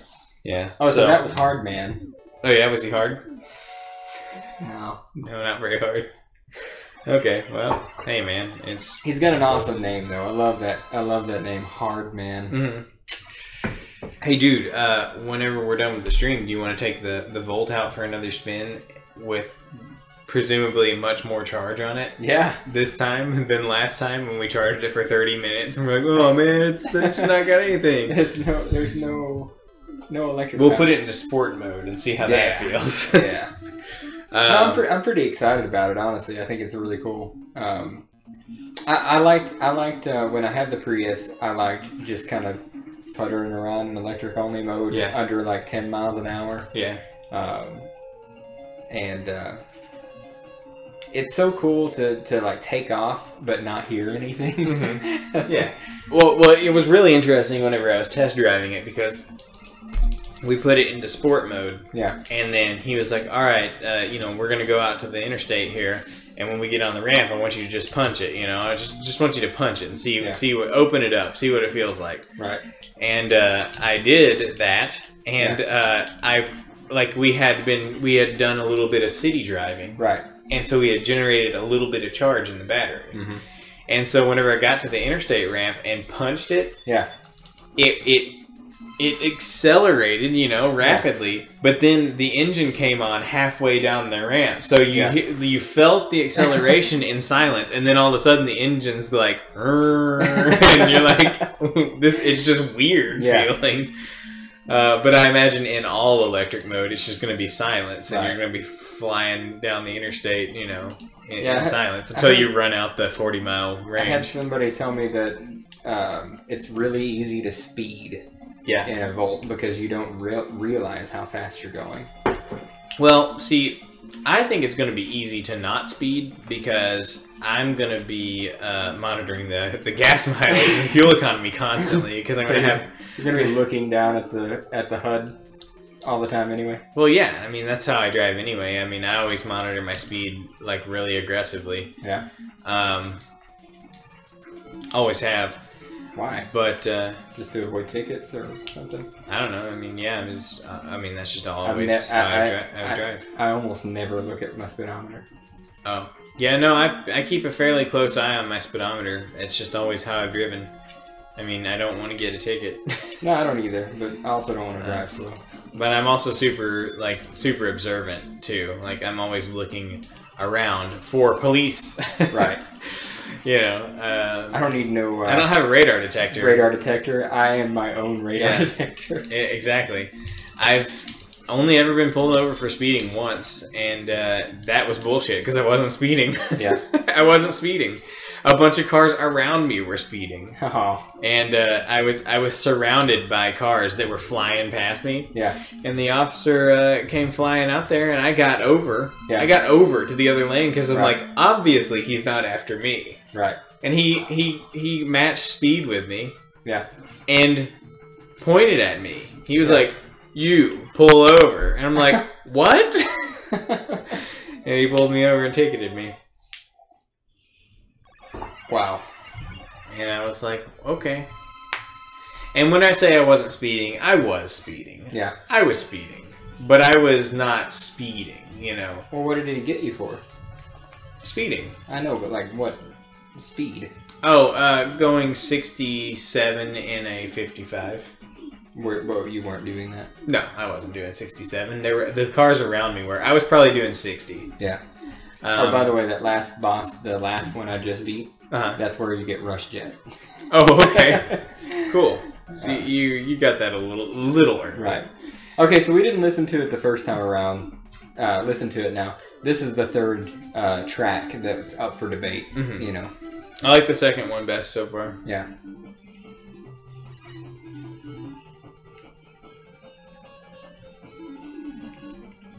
I really like all of them.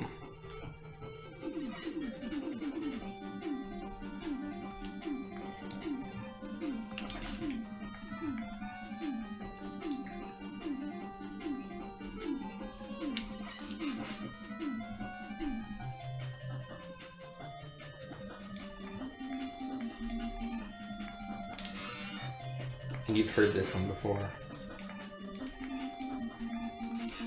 I have. Where? You remember that Bit Brigade video of the guy playing Mega Man 2 really fast? And they played all the Mega Man 2 music? Yeah. They played this in one of the Wily stages, I think. That was the same track as a different Wily stage, so they just played this instead. Oh, I see. That was a cool video. It was a very cool video. I've watched it a few times, actually. And they did The Legend of Zelda, too. Oh, really? Same thing? And they did music from several Zelda games, because there's only like 3 tracks in a Zelda game. Yeah. So that must be, I mean, man, what a show that is. To just play and play as somebody's playing the game. They don't stop. They don't stop. There's no break. Yeah, no, it's crazy. Okay, I need to cheat. Okay. I always forget what the Doc Robot's weaknesses are. So I'm gonna look them up. I actually already did look them up in preparation. They are ready for me.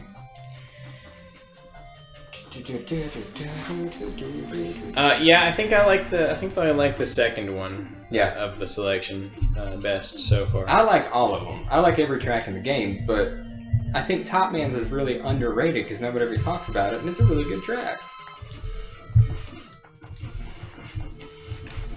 Yeah, I mean, it was pretty good, but you know.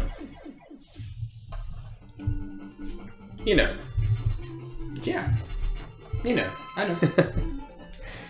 know. Yeah. Oh, by the way, just so you know, if you do buy a Volt, all of you people out there, it is a phone destroyer. It destroys phones. My Volt did this to my phone today. It's death. It's a killer of phones. You'll be very careful about the what is it called? Gear shift? I mean, it's not a gear shifter. It's shift lever. The whatchamacallit. I don't know. I drive manual transmissions. Yeah. You know, I don't know what this automatic terminology is. I don't know. Shifting column. Yeah, maybe shifting column. I think that's right. It'll eat a phone if you have it sitting in a little storage compartment that appears to be for storing things. Yeah. Until you realize that the shifting column will come down and actually crush whatever's under there if you put it in drive. So be careful about that because it killed my HTC U11, and by killed I mean it just broke the screen. No big deal. I'll replace it, but you know, I don't want that to happen to you all out there. Yeah, that's a shame. Yeah, I mean it doesn't bother me that much. I mean it does, but it doesn't really. Because, I mean, that's just a learning experience. And, right. You know, I'll just replace the screen and, you know, not break it again. But, is it bad design? Yes, it's bad design on Chevy's part. For sure. Like, because the thing is, it's not just that it destroys phones. Yeah. It presents a safety issue. Because if anything is in there, not just phones, if anything that is in there that could potentially get wedged underneath the shift, you know, lever, it could cause you to not be able to shift it into drive. Well, that's true. So if, say, let's just say you were on the interstate and you, I don't know, for some reason kicked it from low up to regular drive, or kicked it, which is exactly what happened to me. Right. Is I was in drive, the phone was sitting in there, everything was fine. I was on the interstate, and the traffic started to slow down. So I kicked it down into low so I could get some regenerative braking while it was coming to a stop, because it was just it was an on-ramp and it was going slow. Right. And once the traffic started to go again, I wanted to shift back into drive, but I accidentally I kicked it too far and went into neutral. Yeah. And you needed to come back down into drive. And when I came back down into drive, that's whenever it crushed the phone. But in the process of trying to pull it into drive and not realizing what was happening, because I wasn't looking at it, you know, I was pulling it down into drive, but it wouldn't go into drive. It was physically blocked. So I was stuck in neutral. Crushing your phone this whole time. I mean, it happened over a matter of 1 second. Right. But it was me trying to pull from neutral into drive so I could start moving on the interstate again. Right. And you know, I couldn't get it into gear until my phone gave way and allowed it to go into gear. And upon that realization, I was like, well, shit. Yeah. So how did you end up getting the phone out? Oh, I grabbed the phone and pulled it out. But, you know, like that. Oh, sorry, guitar. That's a potential safety concern, just because of bad design. Like it should be designed like all other shifting, you know, levers, where, you know, it curves down into the actual shaft that goes into the shifting column. Right. And if something's in the way, it just moves out of the way by you pulling the lever down. But with this, there's a ledge that will allow it to catch things and physically, you know, trap them in between it's bad design. So, I mean, I'm just going to attribute that to Chevy not thinking very hard about what they've done. But, you know, other than that, it's so far seems like a pretty good car. I've driven it once. So far, just overall. Well, I mean, I bought it. I mean, I had a 120 mile or whatever drive home from buying it. So, you know, I have driven it a lot in the one day that I've had it. Right. But I've had a good experience with it so far. And what's up? I definitely dropped an input there. Yeah. I'm consciously thinking about the performance of this controller as I'm playing. But that dropped input cost me, you know, going all the way back to the beginning of the stage. So. Well, I wouldn't have if you had save stated, though. I didn't need to save state because I beat him, but I didn't because of my dropped input. Yeah, but if you had save stated, though. Yeah, well. Save states are your friend, Jeremy. We're not trying to impress anybody here. I've never used them in regular gameplay of any kind, so they're just something that don't cross my mind. Well, I get that. I don't use them either, because I don't I don't emulate games. I play them on legitimate hardware. Right. That's not sarcasm. Right. Actually, I don't play NES games, but I do play SNES games, and I play them on original hardware. I'm going to use an E-Tank because I don't want to come back here again. You might wonder, why do I have a RetroPie? Well, really, it's mostly just because I wanted to build one, because I thought it would be cool. And it was.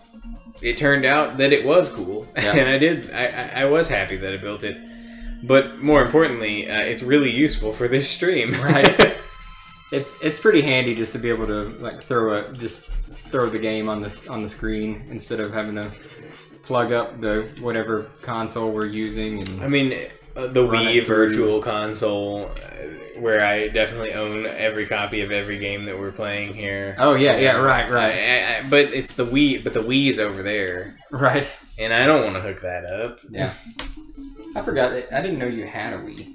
Yeah, I've got a Wii. Is that the one that you guys always had? No. I got that Wii for free as part of a lot of other junk. Yeah.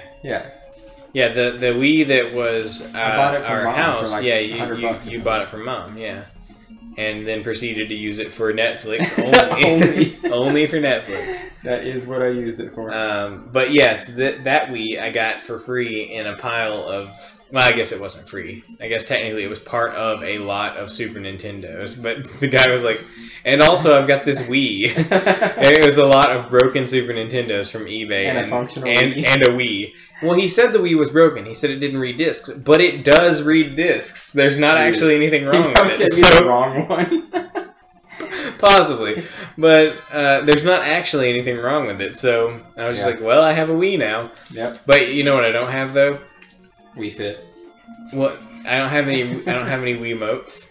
Oh, yeah. And I also don't have the little sensor bar, so you can't do anything with it. Sure.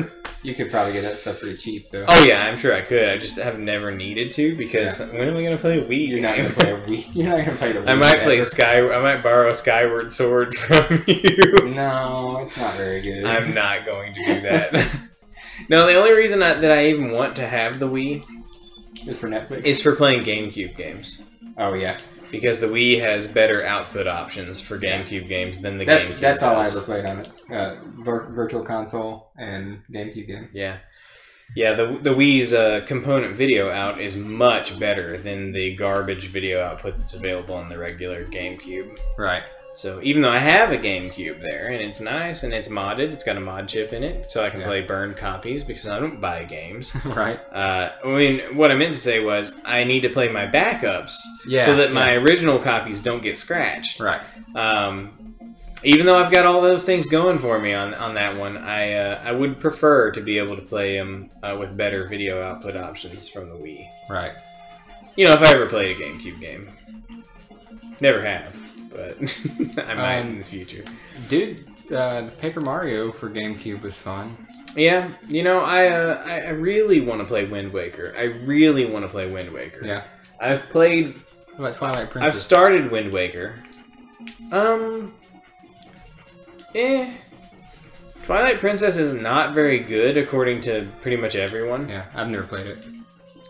But Wind Waker, though, everybody loves Wind Waker. It's an all-time classic, and I've started it a couple of times and just have never managed to actually get invested. We played Wind Waker long enough on stream. Did we? Yeah, but Jordan was there. Really? Doki Doki Literature Club. Oh yeah. Oh yeah. I forgot. There is that part in Doki Doki Literature Club where it is Wind Waker the entire time, and it's not. It's a shameless knockoff of Wind Waker. That's what Doki Doki Literature Club is for anybody who doesn't know. It's not a visual novel. It's actually a Wind Waker ripoff. And by that, he means one of the songs in the game sort of sounds like a Wind Waker song. Yep. That's pretty much it. Yep. You guys who've played both know what I'm talking about. Yeah. You know what I'm talking about. Don't even try to pretend you don't. Yeah, it's the theme song of Doki Doki Literature Club. It's, pretty much like the song in Doki Doki Literature Club. Yeah, because it plays throughout the whole game. Doki Doki Literature Club isn't really a game necessarily, I would say. Hey, you know what though? There is a lot of route divergence that doesn't show up like as route divergence. A lot of like freaky weird shit can happen that didn't happen in our playthrough. Right. Because of things that we like. Like the choices don't seem to matter because they, you know, you still meet the same end no matter what. But based on what you do like earlier in the game, some weird like freaky shit can happen later in the game that's not related to the choices you made, but it's just like RNG type stuff, I guess. Because you chose something different, it changes the outcome of something else. Okay. So it's not a game, but there are your choices do kind of matter. Yeah. You know what? It was a good time on stream. I had a blast with it. You know what I think? I did too, and it's actually kind of I feel like it's kind of a missed opportunity. Mm-hmm. As much as it was a successful, internet thing, phenomenon. I feel like that it missed an opportunity to be something of actual like merit and value. Well, I mean, like because I derive value from it because I still like I'll still watch other people's playthroughs of it to see like the different stuff. Okay, but hear my concept for what I'm thinking of and see what you think about what I'm trying to get at. I think it's too long. Yes, because it would be a great party. It would be a great party thing, like to show people, like to be like get some friends together and be like, "Hey guys, I want to show you a thing, like a cool thing," and then do that and make it. It should have been short enough that it could be done in a couple of hours and start to finish. To where that you could have a weird, spooky, creepy experience with some people over, you know? But, well, now hear me out on this, though. I do think that the beginning parts are too long. That, like, you know, the setup is 2.5 hours. Yeah. And then, boom, like, what the fuck's going on? Right. Well, hear me out on this just a little. Real quick.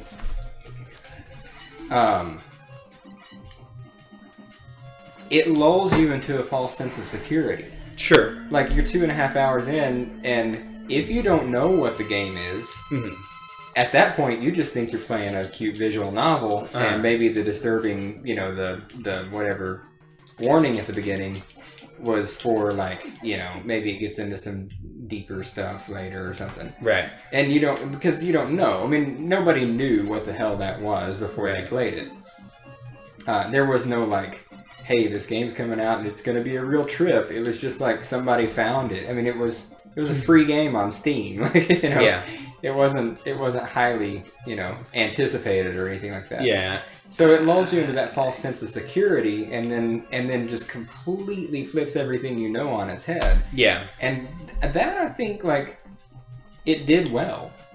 You I'm not saying that it was like a failure in any way. I'm just saying that, and I don't think this is even the fault of the developers, because I think that for what they meant for it to be, it accomplished that correctly. But I feel like that what it ended up becoming, because it achieved this internet success, right? I think that it ended up becoming something that could be like a party trick kind of thing, right? That would work well as that. And that probably wasn't the original intention. It was probably meant to be for individual consumption. Right. And that's why it's as long as it is. But it really is formatted in such a way that if it was just a little shorter, it would work well in that setting. I mean, casually, you know, when I say casually, I mean like reading each and every line. And, you know, slowly like we did, you know, out loud. It took us about 6.5 hours. Yeah. But if you were just to blaze through it, it would take you probably 3 hours. But you can't, like, obviously the developers knew that, you know, in this day and age of streaming, of course, they were going to see some success from that. But they knew 100% that it's the kind of thing that you're going to want to show your friends. Right. Like, if you get into it, you're going to be like, hey, you got to see this. Like, you got to check this out. Yeah, I think it just comes down to there's untapped potential. There was untapped potential there because of how they formatted it because they formatted it to be one thing. Right. It kind of lost out on potential to be another thing. Yeah. Because like you will never have time to show it to people. Like if you have some people over and you're like, hey, you want to see something cool? Right. Right. Like no, it'd have to be like. Well, I mean, you'd have to play for 3 hours just to get to the good stuff. Yeah, and that's why it's so hard to get people like interested because you know, with you and Jordan, even like we played that first stream, and by the end of the first stream, we had streamed for like 2.5 or 3 hours, and you guys were probably thinking like, what is this even? Like, why are we playing this? When's this gonna get good? Right. And then once it picks up, it's like nonstop for the next 2 hours. Yeah, just nonstop craziness. Yeah, but you know, I guess it ended up having appeal that probably was not expected. Right. And so, you know, you can't really plan for that. Now, you know, did you know that Team Salvato is working on a game right now that's an actual game? Yeah, yeah, and you told me. There's a lot of like this was like a kind of a low key like introduction to that game. Yeah. And apparently, like the idea is that this cute visual novel, the 4 characters that are in this visual novel, were not meant to be in a visual novel. Mm. They were meant to be in this other like horror type game. And you know, Monica apparently is the only one that understands that she's not meant to be here. Mm. But it like, and there are hints and clues throughout you know, the hidden stuff. And what the fuck, I didn't even hit the spike. Did you see that? I didn't hit the spike. I wasn't paying attention. Look. You hit the corner. Right, yeah. Right well, here. It's just, I mean, you know, come on. It was too close, man. It was too close. That hitbox is huge, man. It's huge. Apparently. Anyway, so this game, though, that you can find, there's a website called projectlibitina.com, and you can find the URL for it in the game somewhere, hidden in the code of the game. And it explains a lot about this new game that's coming up. And I'm actually pretty excited. I don't like horror games as a general rule. But, you know, I got really into just the meme that was Doki Doki Literature Club. Yeah. And the just all the cool, like, freaky, weird shit that goes on in that game. So I'm fuck me. I can use RushJet there just to fly over all that. Why don't you do that? I don't know why I'm not doing that. If you could do it, then why not just do that? I don't know. Okay, so anyway, long story short, not to make this like Doki Doki Literature Club number 4, but am I hitting fucking spikes? Did you see that? Well, let's watch the replay. No, watch this one. Yeah, I guess I did. You did. I guess I did. That was close, though. You just were close to the ladder, and I think these spikes have a pretty wonky hitbox. Now that one was on me. What? Yeah. Game over, bro. How far into this game are we? We are almost to Wily. Okay. We're on the 4th of the 4 additional stages. I see. Yeah, I mean, I'm Are you ready to stop streaming? What? I said, are you ready to stop streaming or what? Oh, no, I just feel like we've been streaming for a couple hours now. Oh, okay. And I was just wondering, like, how close we were to Well, we had a lot to do today, and I wanted to actually fully catch up before we start on Mega Man 4, because that game is the hardest game in the series. So okay. I don't know how long it's going to take me to finish that one. Is it like hard mode? Is it like Mega Man only hard mode? What? Is it like Mega Man with hard mode? You know, you were telling me that, like, Mega Man 2 has like Japanese is hard mode, but then they didn't do that for America. Well, but then it's there's a lot of difficult jumps and things like that in stages, but the bosses are pretty tough, and their weaknesses aren't really weaknesses. Like, you know, in the traditional sense where one hit destroys the entire boss. Right. Like, their weaknesses are like the charged Mega Buster does 3, you know, pixels of damage, or 2 pixels of damage or whatever, and the weakness does 3. Okay, so you really, it's more of like demanding actual skill from you as a player. Yes, that's cool. I mean, it's fun. I'm not saying it's not fun. It's not easy. Well, in that case, Mega Man 4 would probably be my jam. Yeah. In classic Mega Man, because I'd be able to run around with the Buster all the time. One of my favorites. I love that game. It was the first Mega Man game I ever played. Because if I could run around with the Buster all the time, and that be a realistic strategy for beating the game, then I would feel okay. Right. I would probably have more fun with it. Yeah, it's the first one I ever played. For the long time, it was the only one I ever played. And it's a lot of fun, but it's very hard. It's the hardest. And I think they realized how hard it was, because Mega Man 5 is one of the easiest. I see. Look at that, the boss life bar is still up there. That's kind of funny. Mega Man 5 is very easy in comparison to 4. Because the Mega Buster is pretty much all you need to beat that game. Okay. Charged Mega Buster does a lot of damage, and it has a very big hitbox in that game. Mm-hmm. So you just plow through it. Ah, so I probably like that one too. Yeah. You just don't like switching weapons. No, and the games that demand that of you to be successful are ones that I'm not going to be able to really play. Because... See, but I like there being a utility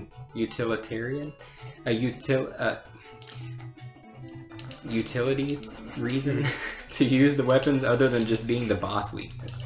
Like, I like them being useful. Like, you know, you can do this with the Buster, but it's easier if you do this, you know?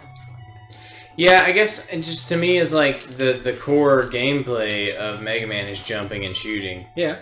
And I think it would be cool to play. So I don't know. Then you would get down with just Buster only runs of stuff. Yeah, but it's really hard to do in most of the games, and I wish the game was more tailored to being able to be done. Bro, you're talking about skill. There's the easy way and the hard way. The hard way is Buster only. The easy way is actually using the weapons for their intended purposes. Yeah, but I know, I know, but I don't. You're talking out both sides of your mouth, bro. I think maybe it just comes down to that I don't really much care for Mega Man. Because Mega Man's thing is that you get weapons from the bosses, and then they are weaknesses for other bosses and other enemies and stuff. And I don't really like that part. Yeah. I like games that are more like a simpler concept that you just have to get good at. Yeah. And, you know, you can do that, obviously, with Mega Man. You can do Buster-only runs, and it is possible. Right. But it's so hard, because they lean so heavily on the using the weapons as weaknesses for the boss thing, that it is really hard. Right. It's not realistic for the average person to just play through Mega Man in a Buster-only run. Yeah. You know. By the way, this is probably the laggiest game I've ever played. Well, you won't see it now, but the lag is just real in this game. Yeah. If you haven't noticed. Like, oh yeah, yeah. Like, they put way too many sprites on the screen at the same time, and it just freaking crawls sometimes. Does that contribute to the difficulty to a certain degree? To a certain degree, yeah, because you drop inputs, and you know, you might be like headed for a jump out of a slide, and you. Oh, okay. I was gonna say. What? He said, "Oh no!" Right after it was misspelled there. Oh really? Oh. Wiley. The first thing he said was, "Oh no!" Just after we received the final element. That. And I was like, "What? Okay. Yeah. What? Wait, what's happening? I don't have any context here." And then he's like, "Wiley ran off." Right. Some stuff, and then there was an IBN in the background. Yep. I told you about the IBN and the Mega Man games. What do you think about this track?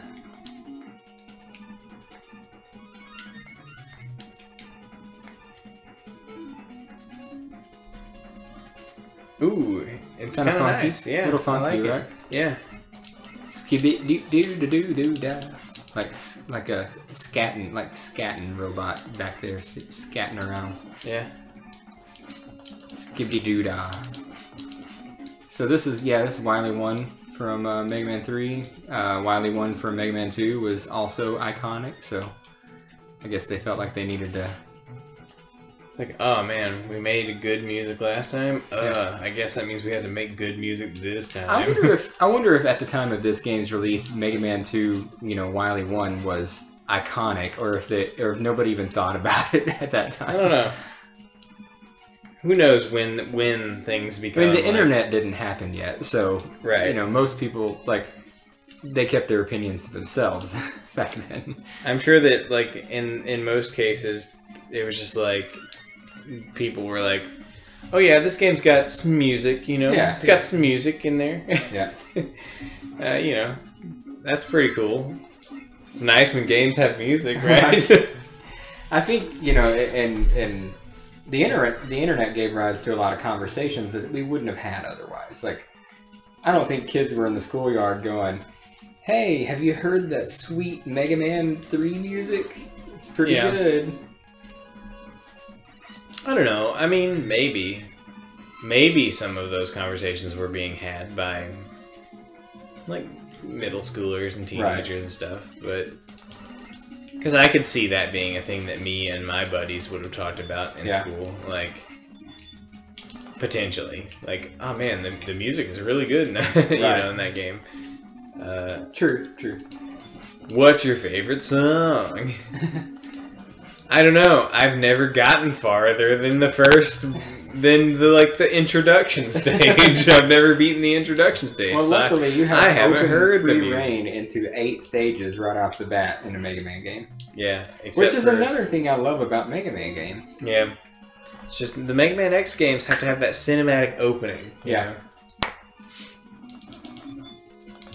Which I like. I like the cinematic opening. I like opening. that too, but I like that you have immediate access. Even in Mega Man X games, you know, you basically have immediate access to your choice of 8 stages. You know, Aaron Hansen, you know, that's an interesting thing. That's an interesting thing to think about here. Aaron Hansen hates narrative-based decisions in games, right? He hates it. Right. But he also praises Mega Man X like crazy. And I think that the praise for like the intro stage is that it gives you a good primer on how to play the game. Right. But it's interesting because that intro stage was put there for narrative reasons. Yeah. And they used it really effectively to teach you how to play. Right. But it's there because they wanted to have that epic, you know, introduction stage rather than just dropping you into a menu like normal. And that's kind of interesting. It was meant for one thing, but it ended up serving another thing, and he appreciates that, whereas he would normally probably be against that decision. Right. I do not remember... Okay, maybe it is a hard knuckle or whatever. I don't remember what weapon beats this guy. Which part is the guy? The turtles. You have to kill the turtles. Okay. That works pretty good.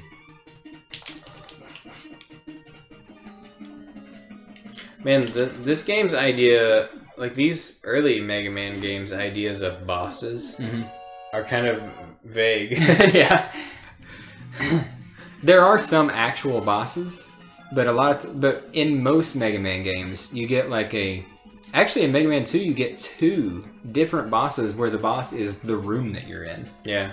In Mega Man 2, you notice the one where the tiles of the room were connecting and you had to kill each piece of that? And then the one with the one that you were really mad the one total about. bullshit one. Yeah. Total bullshit, isn't that a channel? What? Is it? No. Total Biscuit. That's it. Oh, okay. Anyway, yeah, that's kind of interesting that they did that with rooms and stuff. Yeah. That's not really a thing in any of the X games. There is in the original Mega Man X, the wall is the enemy. Remember, his eyes come out. You shoot his eyes and you shoot his nose. In which stage is that? Like the second Sigma stage in Mega Man X. Oh, you know, it is the wall. It's the wall. You know what? Jeremy, I gotta be honest with you. I never got to the Sigma stages in Mega Man X ever. Oh, okay. The entire time. I've never beaten Mega Man X, so I've never actually played... No, wait, that's not true. That's not true.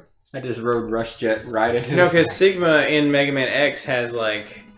He's the dog and the sword. Yeah, okay. No, I have gotten there. Lightsaber Sigma. I don't think I've ever beaten Sigma. I don't think I've ever beaten X, but I've definitely gotten to Sigma in X. Yeah. So I just don't remember this. Yeah. It's, you know, it's been a while. It's been a long time. His name is Rangda Bangda. Uh-huh. And it's just a face on the wall. Okay. And he's got like blue, red, and green eyeballs that come out of his eye sockets. The only Mega Man game I've ever beaten is X4. Yeah. Yep. So I'm thinking about when we get there, which is going to be a long time till we get to X4. Uh-huh. But should I do a Zero run like I always do, or should I play as X since we're actually playing Mega Man games? Well, Zero is definitively more fun to play and easier. than X. Most definitely is, but does that apart from the spirit of what we're doing here? I don't know. What are we doing here? We're playing all the Mega Man games. Yeah, but I mean, Zero is a valid choice. Yeah. I don't know. You can do whatever you want. It's definitely more fun to play as Zero. In every Mega Man X game where you can play as Zero. Yeah. He's just objectively better. Yeah, well, I mean, to me, I get more enjoyment out of the close range combat of the sword than I do out of, jumping and shooting. Yeah. I just don't really want my Mega Man to be about jumping and shooting. Right. You know?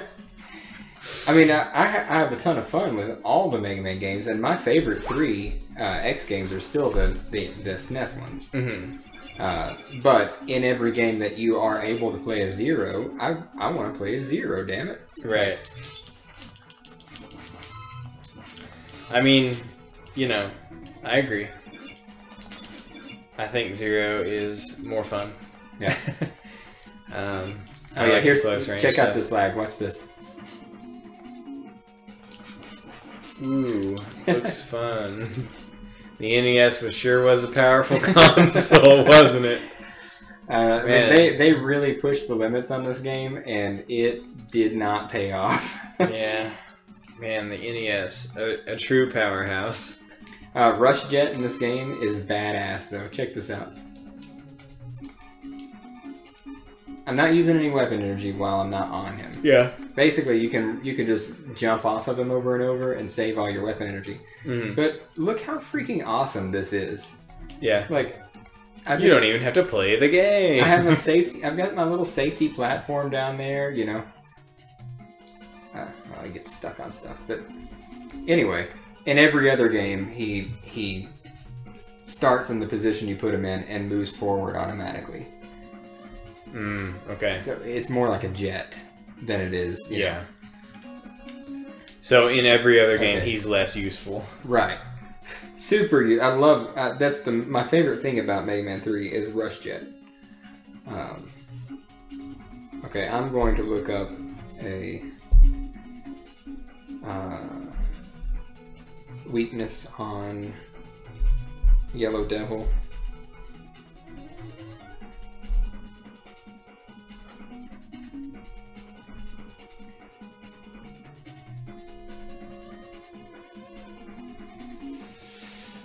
Because I don't like him.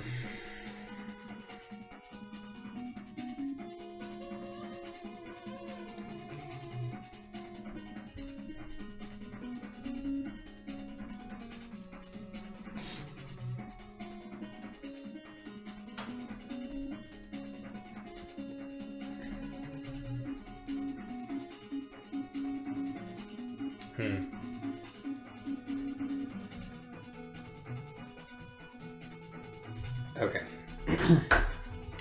Man, I really wish my new car didn't destroy my phone. I'm looking at my phone right now and I'm thinking, man, it's kind of a bummer.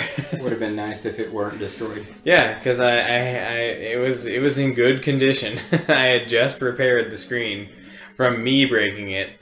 And I don't take credit. I'm not gonna take the bragging rights for having destroyed this phone. That was entirely bad design on my car's part. Right. That destroyed the phone. Because I did crack my screen, a couple weeks ago, and I already repaired it. And I just repaired it, and it was looking great. And I was thinking, man, this phone looks brand new. Right. And then the car, I decided to just chomp on it. So, Chevy Volt experience so far, pretty good. Except for destroying your phone. I mean, your phone's gonna get your phone's gonna get destroyed by your car. I mean, it's just something that happens. That should be a tagline for Chevy Volt. Chevy Volt, your phone's gonna get destroyed by your car. I mean, if your phone hasn't been destroyed by your car, I don't believe that you're real. If you're trying to tell me that your car hasn't eaten your phone before, then I'm calling BS. Pics or it didn't happen that your car didn't eat your phone. I want to see photographic proof that your car's never eaten your phone. You try to work out how that's going to work. Proof that it didn't happen. Yeah. Nice. I need you to prove a negative for me by showing me something. Show me a picture of your phone not being destroyed by your car. Not having ever been destroyed by your car. That means I need every instance of your phone and your car together at the same time. Yeah. Man, this is kind of tough. Yeah, I don't like him. I can. The Yellow Devil. It's just like what? How are you supposed to get it? How are you supposed to dodge that one? Least favorite boss. You took damage from just now. And he shows up 4 fucking times. Yeah. He's in the Mega Man 1. He's in this game. He's in Mega Man 8. And he's in X5. Did they think this was a really cool like idea or something? I don't know why they did it. Like, hey, you know what everybody loves? Dodging shit for like an hour and then getting to hit him twice. Yeah. I had to use 2... I mean, that's my favorite. I had to use 2 E-tanks on that guy. Yeah, it seems pretty harsh. Yeah. I'm almost done with this game, though. Cool. Yeah. Oh, yeah, this track. Sounds promising. I like it. Gotta say though, Wily Stage 1 from Mega Man 2 is sick. Yeah, it is. Like, it is. It is, but it's so overrated. Like people. Well, look, I don't know anything about what people think about it. All I know is that you've said that it's like everybody's favorite, and then I listened to it and I was like, "This is sick." Yeah, it is. But it is sick. That's why it gets so much attention. Mm-hmm. But there's so much good music in Mega Man games, and people are like, Wily 1 is life. Like there's so many like remixes and stuff of just Wily 1. Yeah. But nobody does anything for the other. Nobody ever does anything for Top Man. Yeah. Give Top Man his due. Come on, guys. Hashtag justice for Top Man. Yeah, that should be a popular hashtag. Let's get that trending on Twitter. Come on, viewers, of which there are none. Right. Hey, by the way, Jump and Shoot Bros, most underrated stream on the internet. Yeah, hashtag justice for Jump and Shoot Bros. Get that trending on Twitter, guys. We need that trending on Instagram. Yeah. I don't know what Instagram is. I think you take pictures with it. I've never used it. Yeah, me neither. Let's get that trending on, what's some other, Snapchat. Let's get that trending on Tinder, guys. Yeah. Love for Jump and Shoot Bros, man. Swipe whichever direction is the correct one for Jump and Shoot Bros. Yeah. I actually don't know. Nope. Maybe I'll find out here soon. Okay, so what is Tinder? Is it just a hookup site? Like, is that what it is? Like, I want to hook up. So... Okay, well, yeah, pretty much. I think that's the concept. But I mean, I know a guy, a buddy in Indiana who met his girlfriend there, and they've been dating for like 3 years. I think Tinder just has like a bad reputation of just being like just a one night like hookup type. Yeah.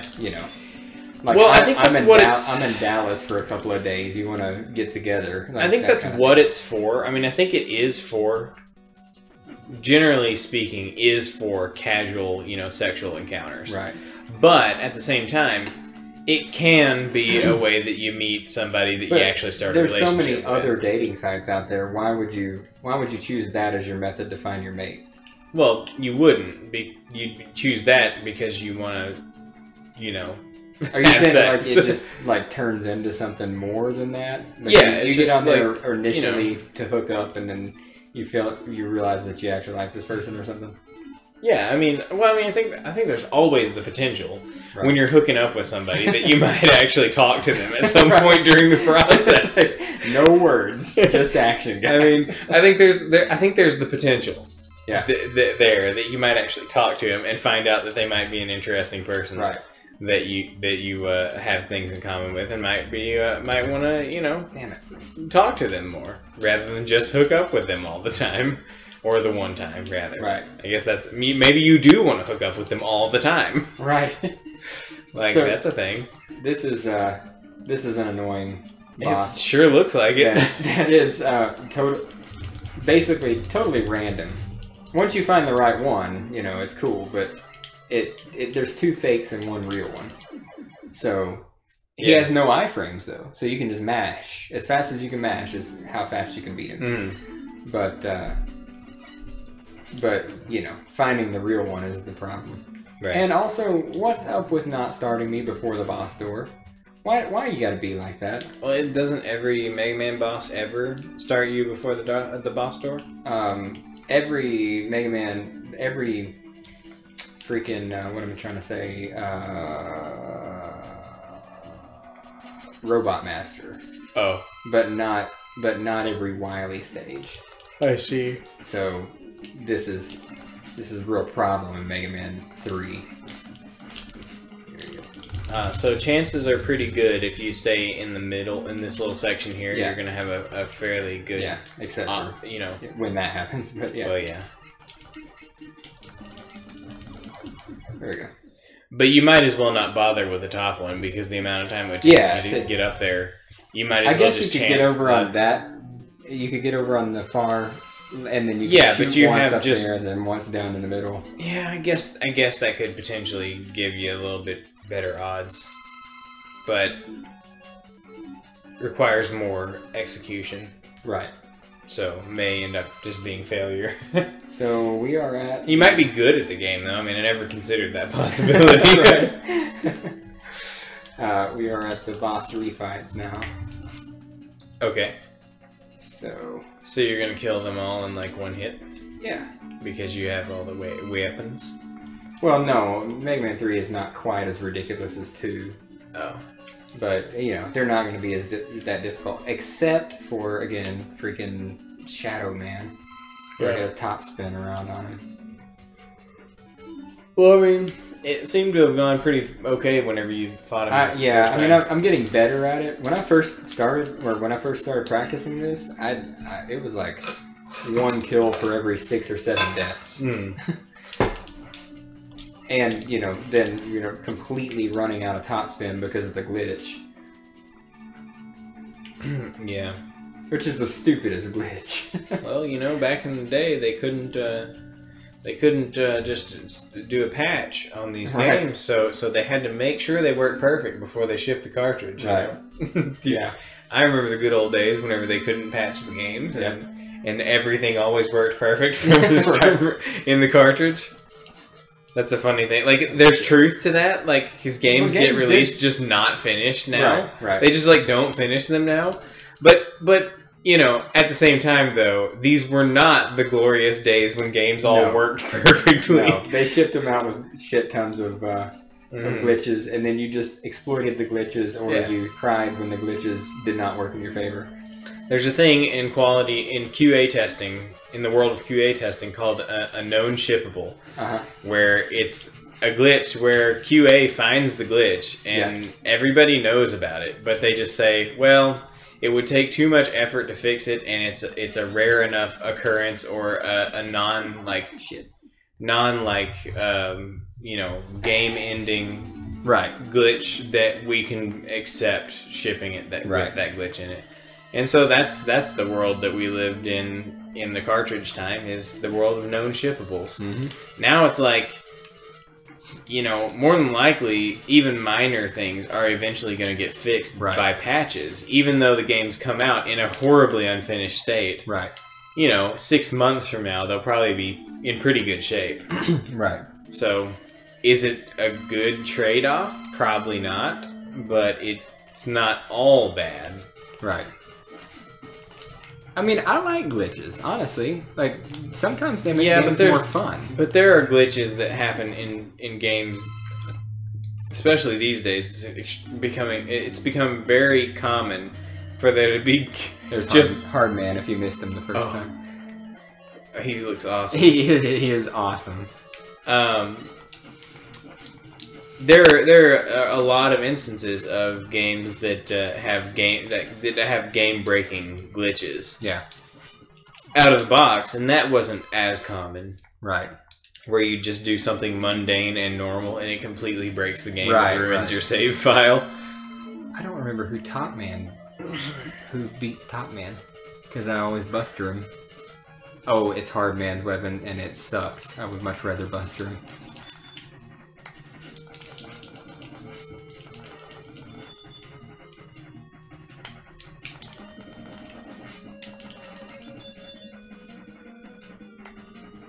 Yeah, see, wouldn't it be cool if his weapon was like some tops? Yeah. And not spinning around like an idiot what in the his air. weapon is. Right. He doesn't actually do what you do. Yeah. Like, that's it's kind of silly. Okay, here we go. I'm going to save state right now. R is for remember. Yeah. L is for load. Okay, so here we go. Top spin.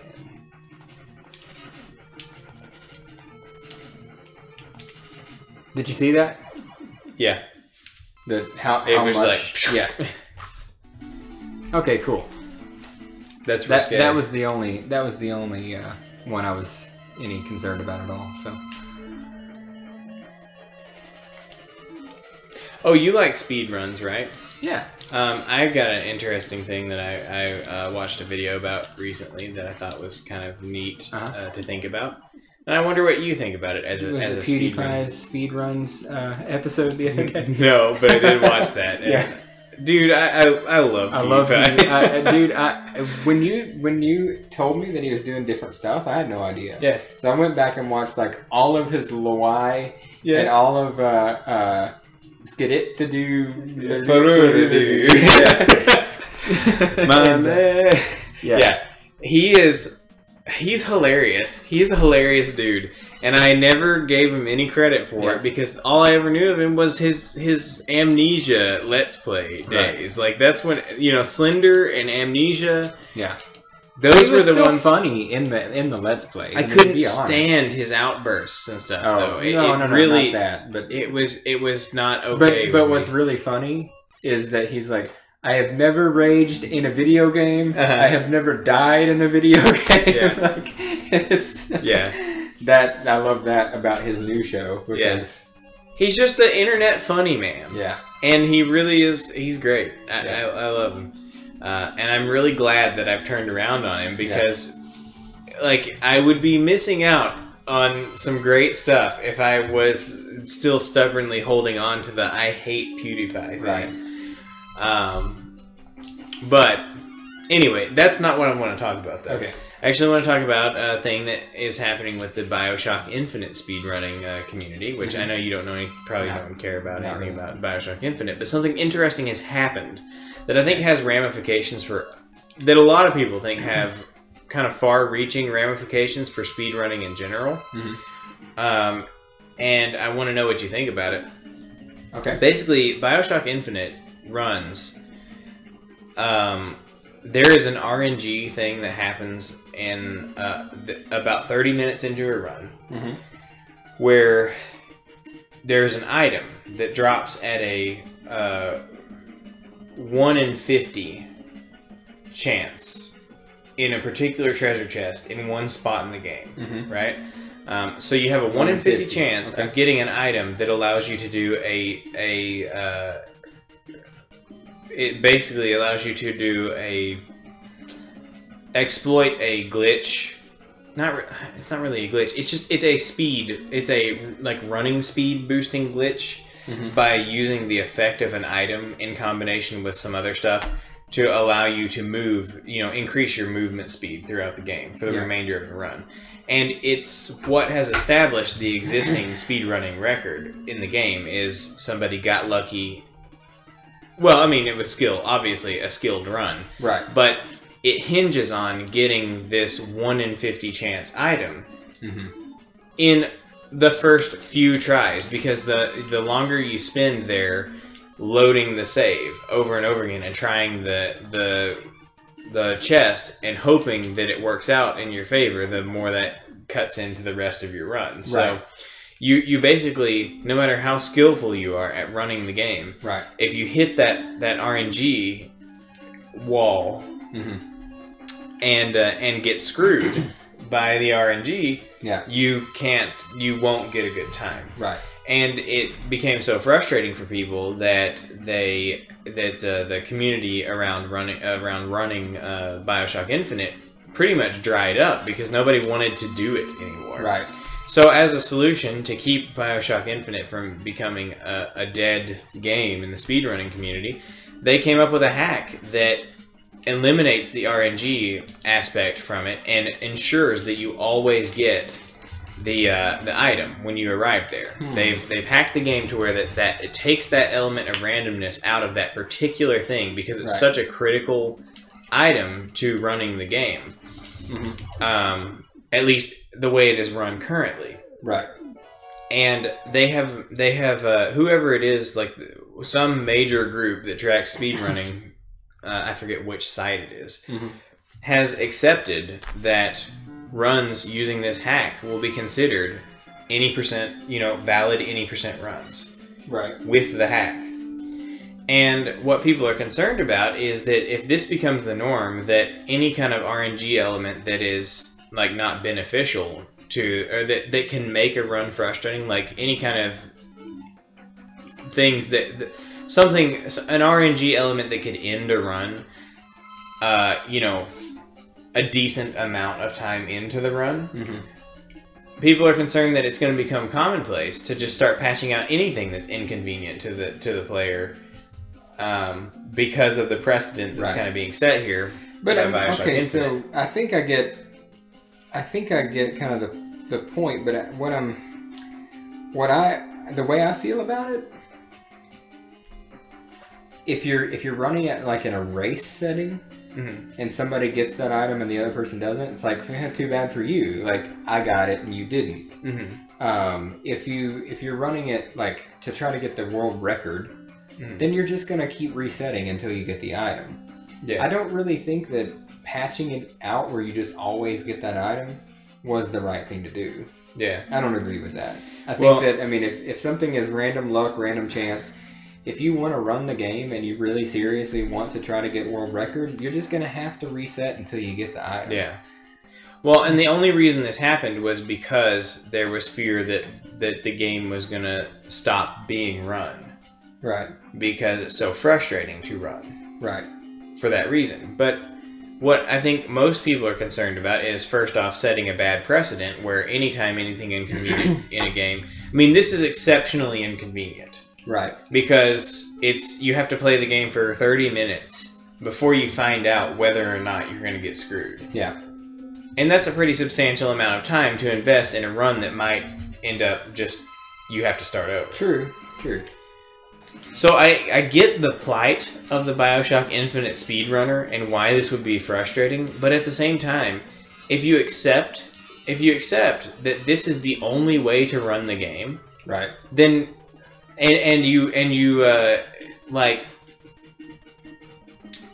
you basically are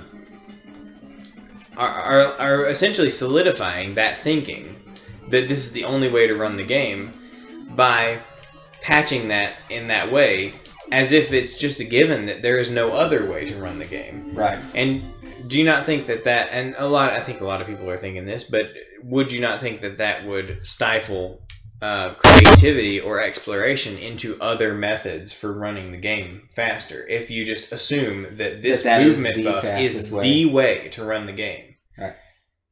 Why are they spelled wrong there too? Mega Man 3 was not, well, Mega Man 7 also has a pretty fun misspelling of Dr. Wily. In that, it's Dr. Willy. That's great. Anyway, I just thought that was interesting, and I wanted to hear what you thought about the ramifications potentially of doing that sort of thing. I think that it takes away from the purity of speedrunning. To patch something because people are complaining, like, don't run the game, or run a different game, run a different BioShock, or a game in the similar style or similar vein. If you don't like the way that one works, don't cry out for patching something that, I mean, it was supposed to be like a rare happen. And so basically, are they playing a patch version, but everybody else, like, if you just casually want to play the game, you play the old version?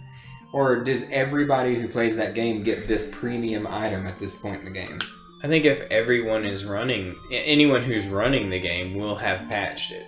Yeah. For that. What I'm saying is, like, it kind of takes away from the experience of playing the game if they've patched something that's a 1 in 50 chance to be something that's an 100% chance. Well, sure, but I think I mean, whenever you're running a game, you're not really having the experience of playing the game anymore anyway. No, I'm talking about for everybody else. It's not a required patch. It's not a required download or anything like that. I guess you can play it in its original form, or you can patch it. Is that right? It's a community developed patch. Oh, okay. It's not. The developer of the games didn't do it. It's a mod.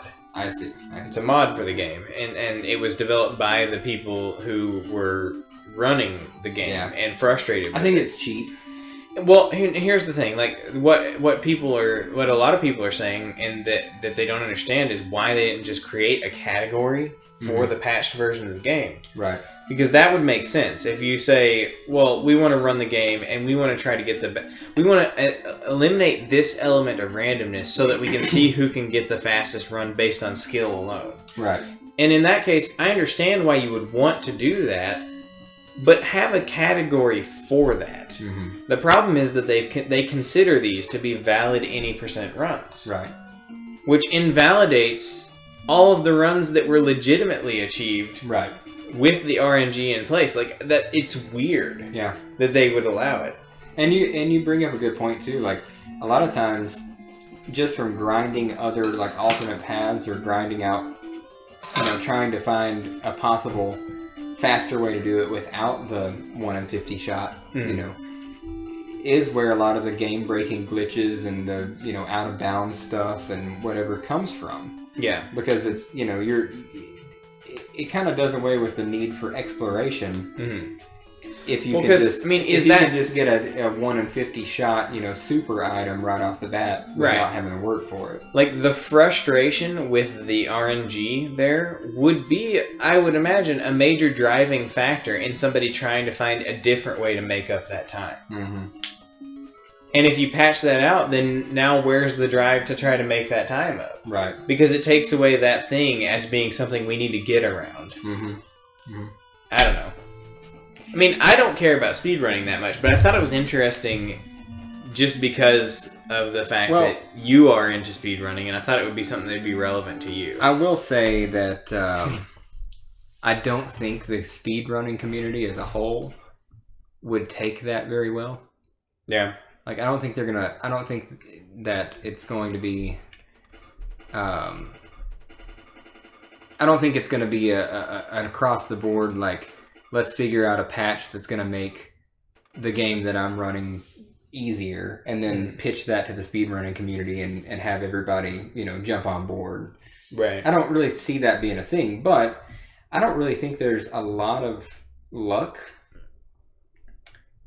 considered in speedruns either. Like, that's kind of a very rare thing for a 1 in 50 chance luck based item to be, something that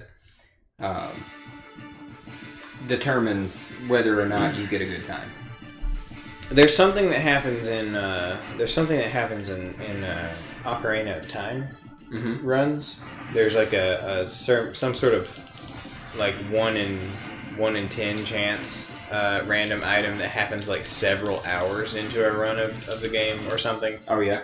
That was used as an example of another thing that's like this that would be a prime candidate for patching, because it's a run killer. Like, if you just have bad luck, you might have played for an hour or two or whatever, however long. I don't even know how long Ocarina of Time runs are, but right. There's something that can happen that could kill your run, and it's also pretty deep into it. It's something involving a heart tank or something. Like I don't know. I've never heart piece. Of I some am sort. so disinterested in Ocarina of Time. I've never even watched a speed run of it. Yeah, like I've never watched a let's play of it. I've never, I just don't. Well, okay, I watched a speed run that was like highly glitched, but I've never seen that game all the way through. Right. Because I'm so not interested in it. Yeah. I've tried playing it several times. I've tried playing it. People say it's the best Zelda game ever. It's just not, guys. It's just not. I think people who say it's the best Zelda game ever probably are just people who have nostalgia for that particular N64 time period. Mm-hmm. More than anything. Gotta remember not to hold the start button. Because it is, it's frustrating. I gotta be honest with you, it's frustrating as hell. Yeah, it's not a fun Ocarina game. of Time is not fun. It's not fun. You got fucking puzzles that are just boring. You got, the water temple that might be the worst thing that ever happened to a video game. It's just not that fun. And, I like running around swinging a sword as much as the next guy. But, I don't know. And I'm more of a classic games guy, so obviously A Link to the Past and, the Game Boy one I like a lot. What is Link's Awakening? Uh-huh. What about A Link Between Worlds for the 3DS? Top down. I've actually seen gameplay of that. It looks like a lot of fun. Yeah, I haven't played it, but real good. I've heard only great things about it. I like the top-down Zeldas.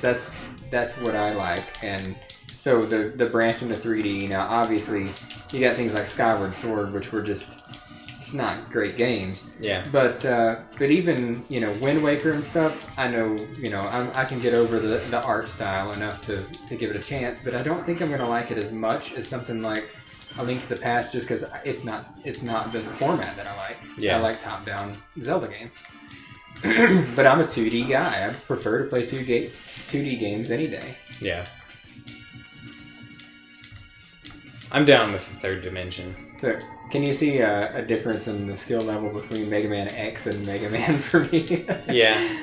I think that Mega Man X games are just inherently you're just going to look better in them for one because they're not as clunky. Yeah.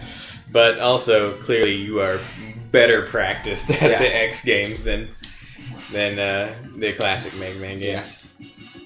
Don't get me wrong, I love the classic Mega Man games, but I'm just, these are the games I grew up playing.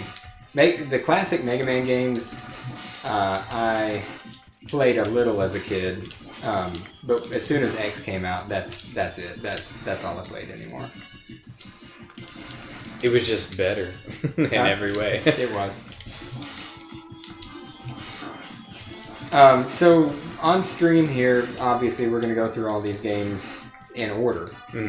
I think we've already talked about this, but you're going to see Mega Man 7, Mega Man 8. They get a ton of hate. They are the newer style, styles as opposed to the old NES style. But what we're gonna do is we're gonna show you what's redeeming about them. We're gonna show you why. I love those two games. I really do. We're gonna show you why they're so great. We're also gonna show you why Mega Man 11. That's what we're hoping to do. I have no idea. I don't even know how to get 11. I don't know when it's coming out. What is it even coming out on? Is it on PS4? Okay. I don't know when it's coming out. There's probably a release date for it. I don't know. Our idea here with the Streamcast, being Mega Man centric, was that we're kind of like looking forward to Mega Man 11 coming out. So hey, let's just play all the Mega Man games, and then when a Mega Man 11 comes out, we'll play that. I just want Mega Man X7 to come out. I just want them to make X7. Yeah. When are they finally gonna do that? Like X6 was not exactly a high note to leave the X franchise on. And I really just feel like that it's about time that they really just pull out all the stuff and make us a super. Why are we going on 11 Mega Man X7 games and only 6 Mega Man X games? I know. It's crazy. It's unfair. But hey, life's unfair sometimes. But Capcom, you're really missing an opportunity here, not having ever made a Mega Man X7. Right. I mean, you could have gone into like some 3D stuff. Yeah, I mean, we're talking all range mode. I'm kidding. Don't do that. Don't do that. That's probably a bad idea. Don't make it 3D. Make it 2D and put it in the style of this game. Or X4, you know, for Caleb's sake. But I want them to do an anime style. I want it to look like anime cutscenes all the time. Because, Jeremy, you're bad at this. I mean, I've watched you play this a lot, and you usually do this for a while. No, I did it first try last night when I... Well... Oh, I was using the other controller, though. I'm gonna say. That's what it is. See, that time I just didn't even shoot the wire out at all. Damn it. Oh, fuck, I got it. And then I dropped. It never takes me that long to do it. I haven't replaced the membranes on that controller, so we'll see what happens with it. And since I'm not playing on the original console, I'm playing on the Raspberry Pi right now. I can't plug this controller in. Yeah, which is the one I'd rather be playing on. This is the best controller right here. So when we get around to the X games, I want to play them on the original console. Right. And that's not a problem. I've got the hookups on all of those games. Yeah. I have a good supply of Mega Man X games. And heck, we can play Mega Man 7 on real console. That's awesome. Got that. Yeah. Shit. Okay, so something I've noticed, and I didn't notice as much in Mega Man 3, but I'm noticing it here because I'm more technical in this game than I was in that one. Yeah. Feels like occasionally the D-pad miss inputs like up or down. Yeah, that's potentially a known problem with these controllers as well, which is true of like every not actual Super Nintendo controller. Yeah. And I actually bought a digital caliper so that I could measure these controllers' D-pads and other like physical internal components to try to find out why they are not the same. Right. But I'm gonna go in depth on this Super Nintendo thing because I'm really frustrated by the lack of good third-party Super Nintendo controller options. Right. I mean, like it's a shame. It's a shame because the Super Nintendo is surely a good market to try to make high quality peripherals for, because people who are into retro games, Super Nintendo is like probably the main one. Yeah. Okay. Major issue. What? Same thing I noticed last night, but in action of trying to climb up a thing and dash jump back and forth. Mm-hmm. Dash jumping works about 90% of the time. Yeah. It's the membranes. Yeah. More than likely. Is it that like it's missing that I'm actually pushing the jump button? I think it's you're getting the false feeling of having clicked the button. Right. Like it's like a false set of the button, and it feels like it's clicked all the way, but it's not actually made contact yet. Okay. And I think that's because of the way the membranes are made on these newer controllers. It has that problem. Right. But I'm going to swap the membranes out of one of my old controllers, and we'll see what happens after that. Yeah. If the membrane swap works, then that just means that one of my old Super Nintendo controllers will have shittier membranes in them. That won't be a problem. I just went into the menu to switch weapons, by the way. Oh yeah, with a little bit of Mega Man 3 on the brain, hanging around. Yeah, well, are you gonna play all through Mega Man X2 or whatever? We were just still in the middle of a conversation. I thought that's what we play in something. So yeah, I mean, I guess my closing thought on the speedrun thing is if you're gonna have a mod to mod out something you think is annoying in a game, I don't see that being a problem. But it should be its own category. Right. Because it really invalidates the work that other people put in to get those original scores.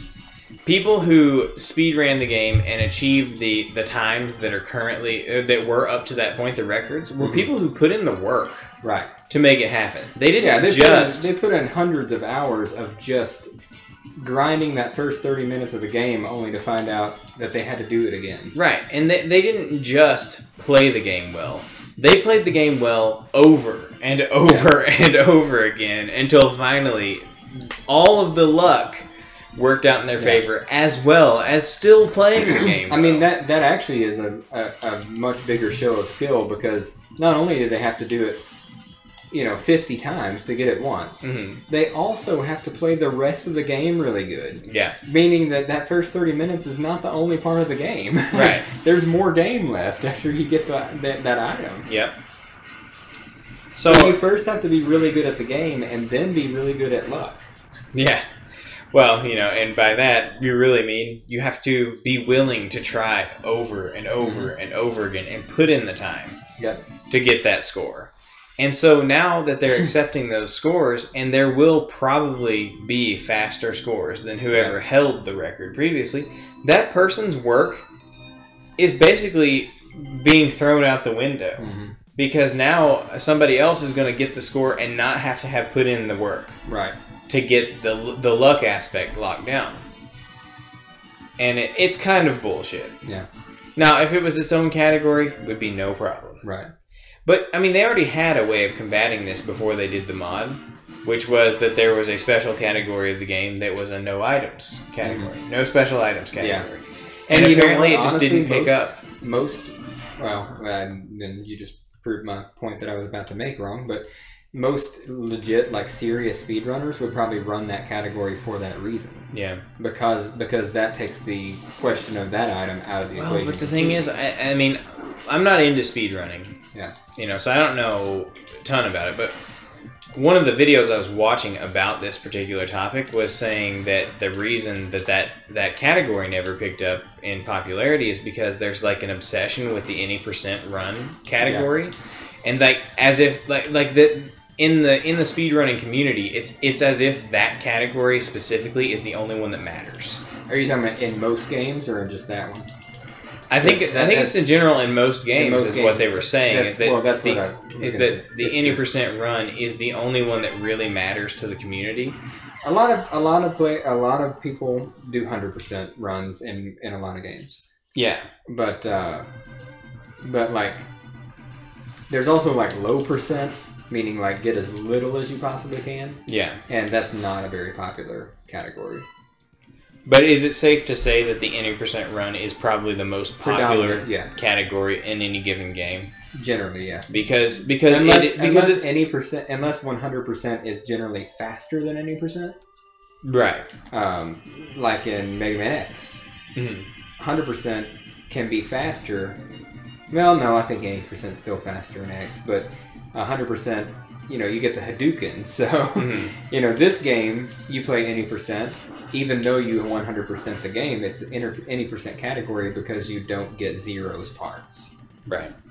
I mean... But basically, if taking zeros parts out of the equation here, 100% would be much faster in this game than any percent. Right. Because, you're getting the Shoryuken, which makes quick work of the rest of the game. Right.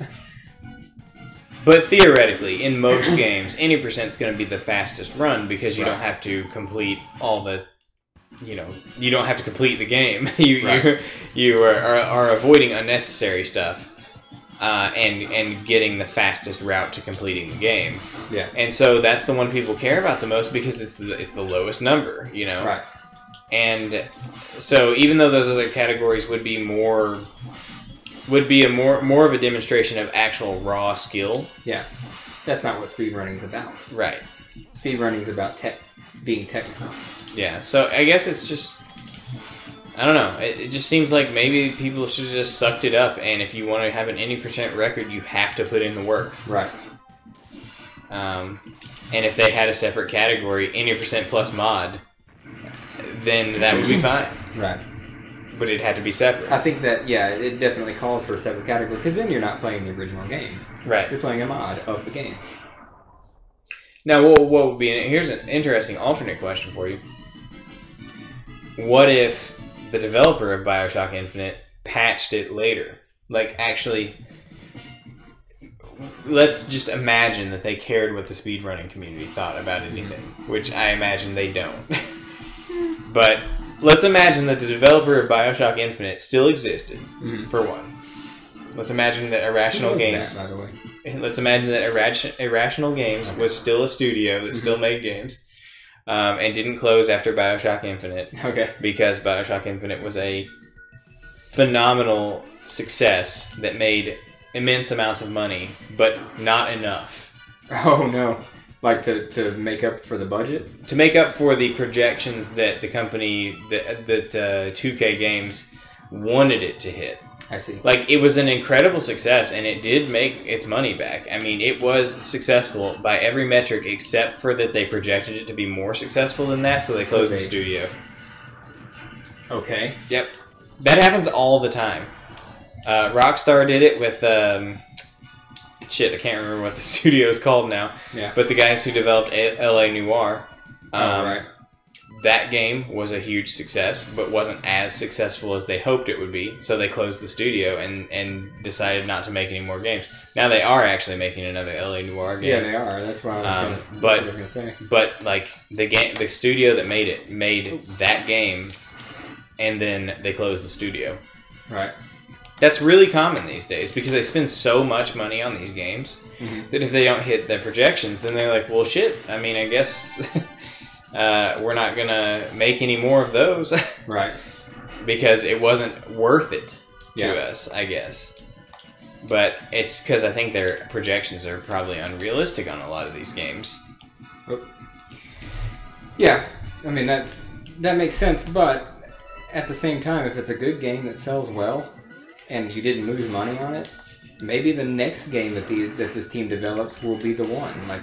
Well, maybe, and maybe also, maybe you just look at that and say, okay, well, you know what? Maybe we just don't spend as much on the next game. Right. Like, these guys are obviously good at making, they're obviously good at it because the game received critical acclaim and it was successful. Maybe we just don't spend that much money. Right. Which makes a lot of sense, but... But anyway, okay, we got off topic though. My point is, what if Irrational Games was still around, and what if, like, 2 years after the game came out, they decided to patch it to where that it was no longer a 1 in 50. Let's say they patched it to be like a 1 in 10 or 1 in 5. Right. Just as a way to rebalance the game. That may actually be fair. That sounds to me. And it wouldn't be like an exclusive, download this if you want it to, Making it a 100% chance that you're going to get an item that is a premium item is stupid. Yeah. But making it a 1 in 5 or 1 in 3 or 1 in 10 or whatever, like, 1 in 50 is a little outrageous, but the thing is, like, if it was a 1 in 50 chance, there's probably a reason for that. Yeah, I mean, it's a super good item. Like, and can you get it somewhere else in the game? You can, but it's like 2 hours later in the run. So at that point, you've lost so much time. Right. So only speedrunners care about it. Right. Nobody else cares. Right. Yeah. I don't see a problem with the original studio patching the game and saying, "Hey, this is a little outrageous.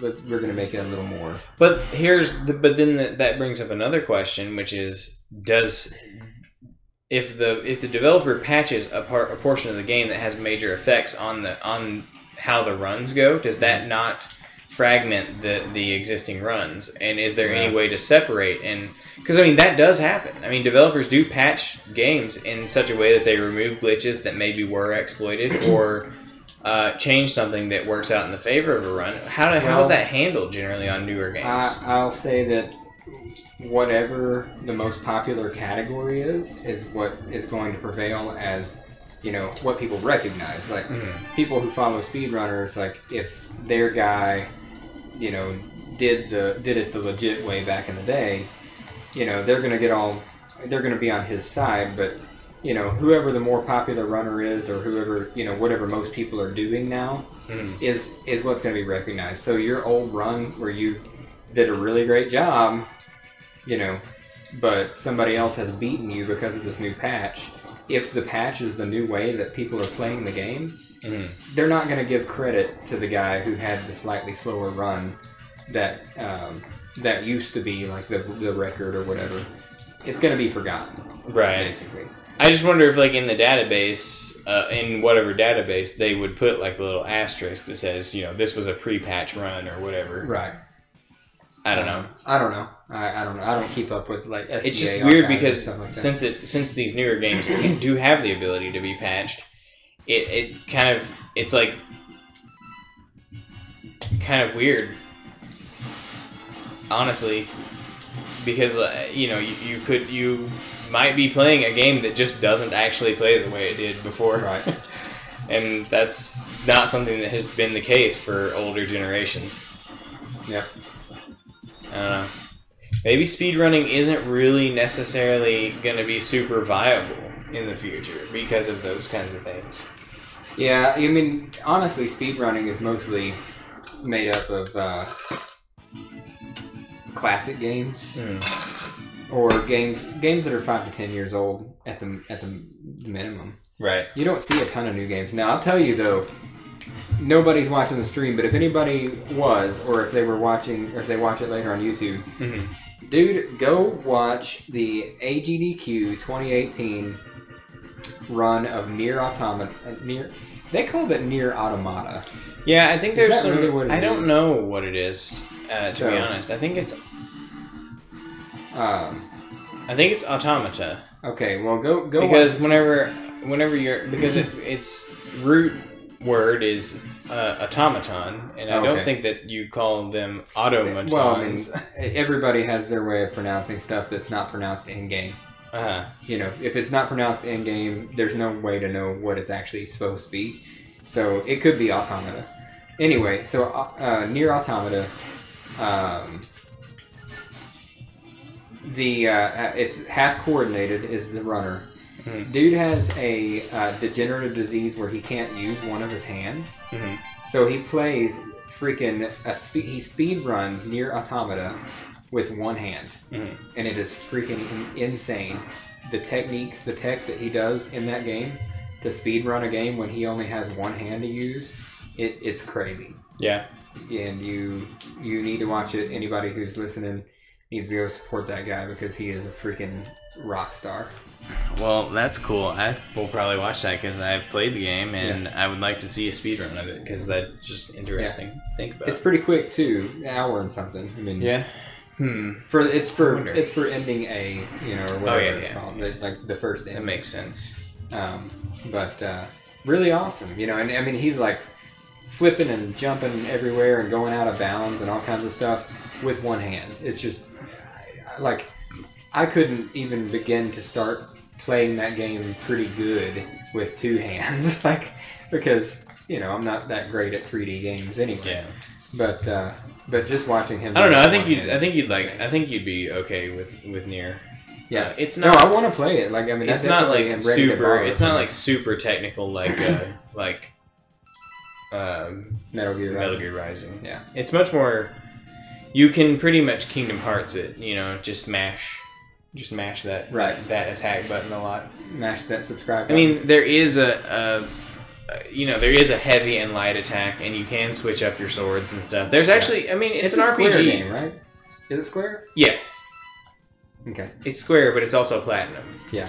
Who developed Metal Gear Rising. So, right. It's Square and... It's like Kingdom Hearts meets Metal Gear Rising. Yeah. So it's more technical, probably, than what you're used to as the baseline for Kingdom Hearts, but it's not at the same kind of demand as Metal Gear Rising. And it's much more RPG focused. I mean, like there's all these upgrades and upgrade chips and stuff, and you know it's cool. Yeah, it's cool. You have these chips you install in yourself that give you boosts and buffs and stuff like that, and so it's good. Oh, by the way, what you said more technical than I'm used to. I'm not against tech, but freaking Metal Gear Rising just kicked my ass. Yeah. I mean, it's not, like, super easy. Yeah. I mean, it's not super hard either, but it's not super easy. Right. I mean, I was dying on Chainsaw Wolfman over and over, you know. Well, I mean, look, there's a strat that always works for everybody, which is that you just always block constantly, no matter what, and you never stop blocking, and that's the only thing you do. Yeah. Yeah, because eventually you're gonna parry a few times here and there, and then you might get a few hits in and kill, but you're always gonna be safe if you block constantly. But it's cheap and kind of bullshit, so. You know, nobody will respect you for it, but... I don't play games for the respect anyway, so... But, I mean, there's a way. But anyway, I think we pretty much covered all the ground we need to cover tonight. So, you know, that's about it. But hey, we'll be back next Monday, probably, at some time. I mean, I think, what are we shooting for? Man, you know, on a good day, 7:30. Does that sound good? Yeah. What did we started around 7 tonight, right? 7:30? Well, we've been streaming for 3 hours, and it's 10:41. Okay. So 7:30. Let's shoot for 7:30. If you could, you know, kind of have us ready to go on nights that I'm going to be a little later, we could still probably hit the 7:30 mark. Yeah. The only chance that it's going to be later is if I have an already late appointment that's far away from here. Right. If I get a 4 o'clock appointment but it's down the road, I can still be here by 7:30. Yeah. So. Well, yeah. So we'll see you next week, and hopefully there's actually some people here next. Yeah. next hey, week. You know what? And we'll have a different set of topics to talk about, and we'll be playing Mega Man 4. I mean, we didn't really go very far with the gun control thing, but hey. You know, there's not really a lot to say about it that hasn't already been said a million times. I mean, we have our opinions. Everybody has their own opinions. I definitely think that gun control is not the way to go. I mean, all I've got to say about the issue is, you know, don't tread on me.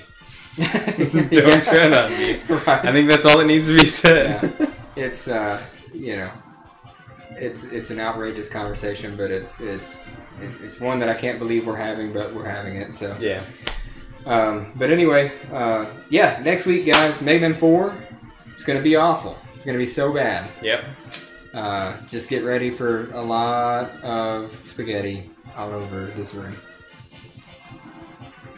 Okay. And we'll talk about something different. Yeah. See you next week. Later.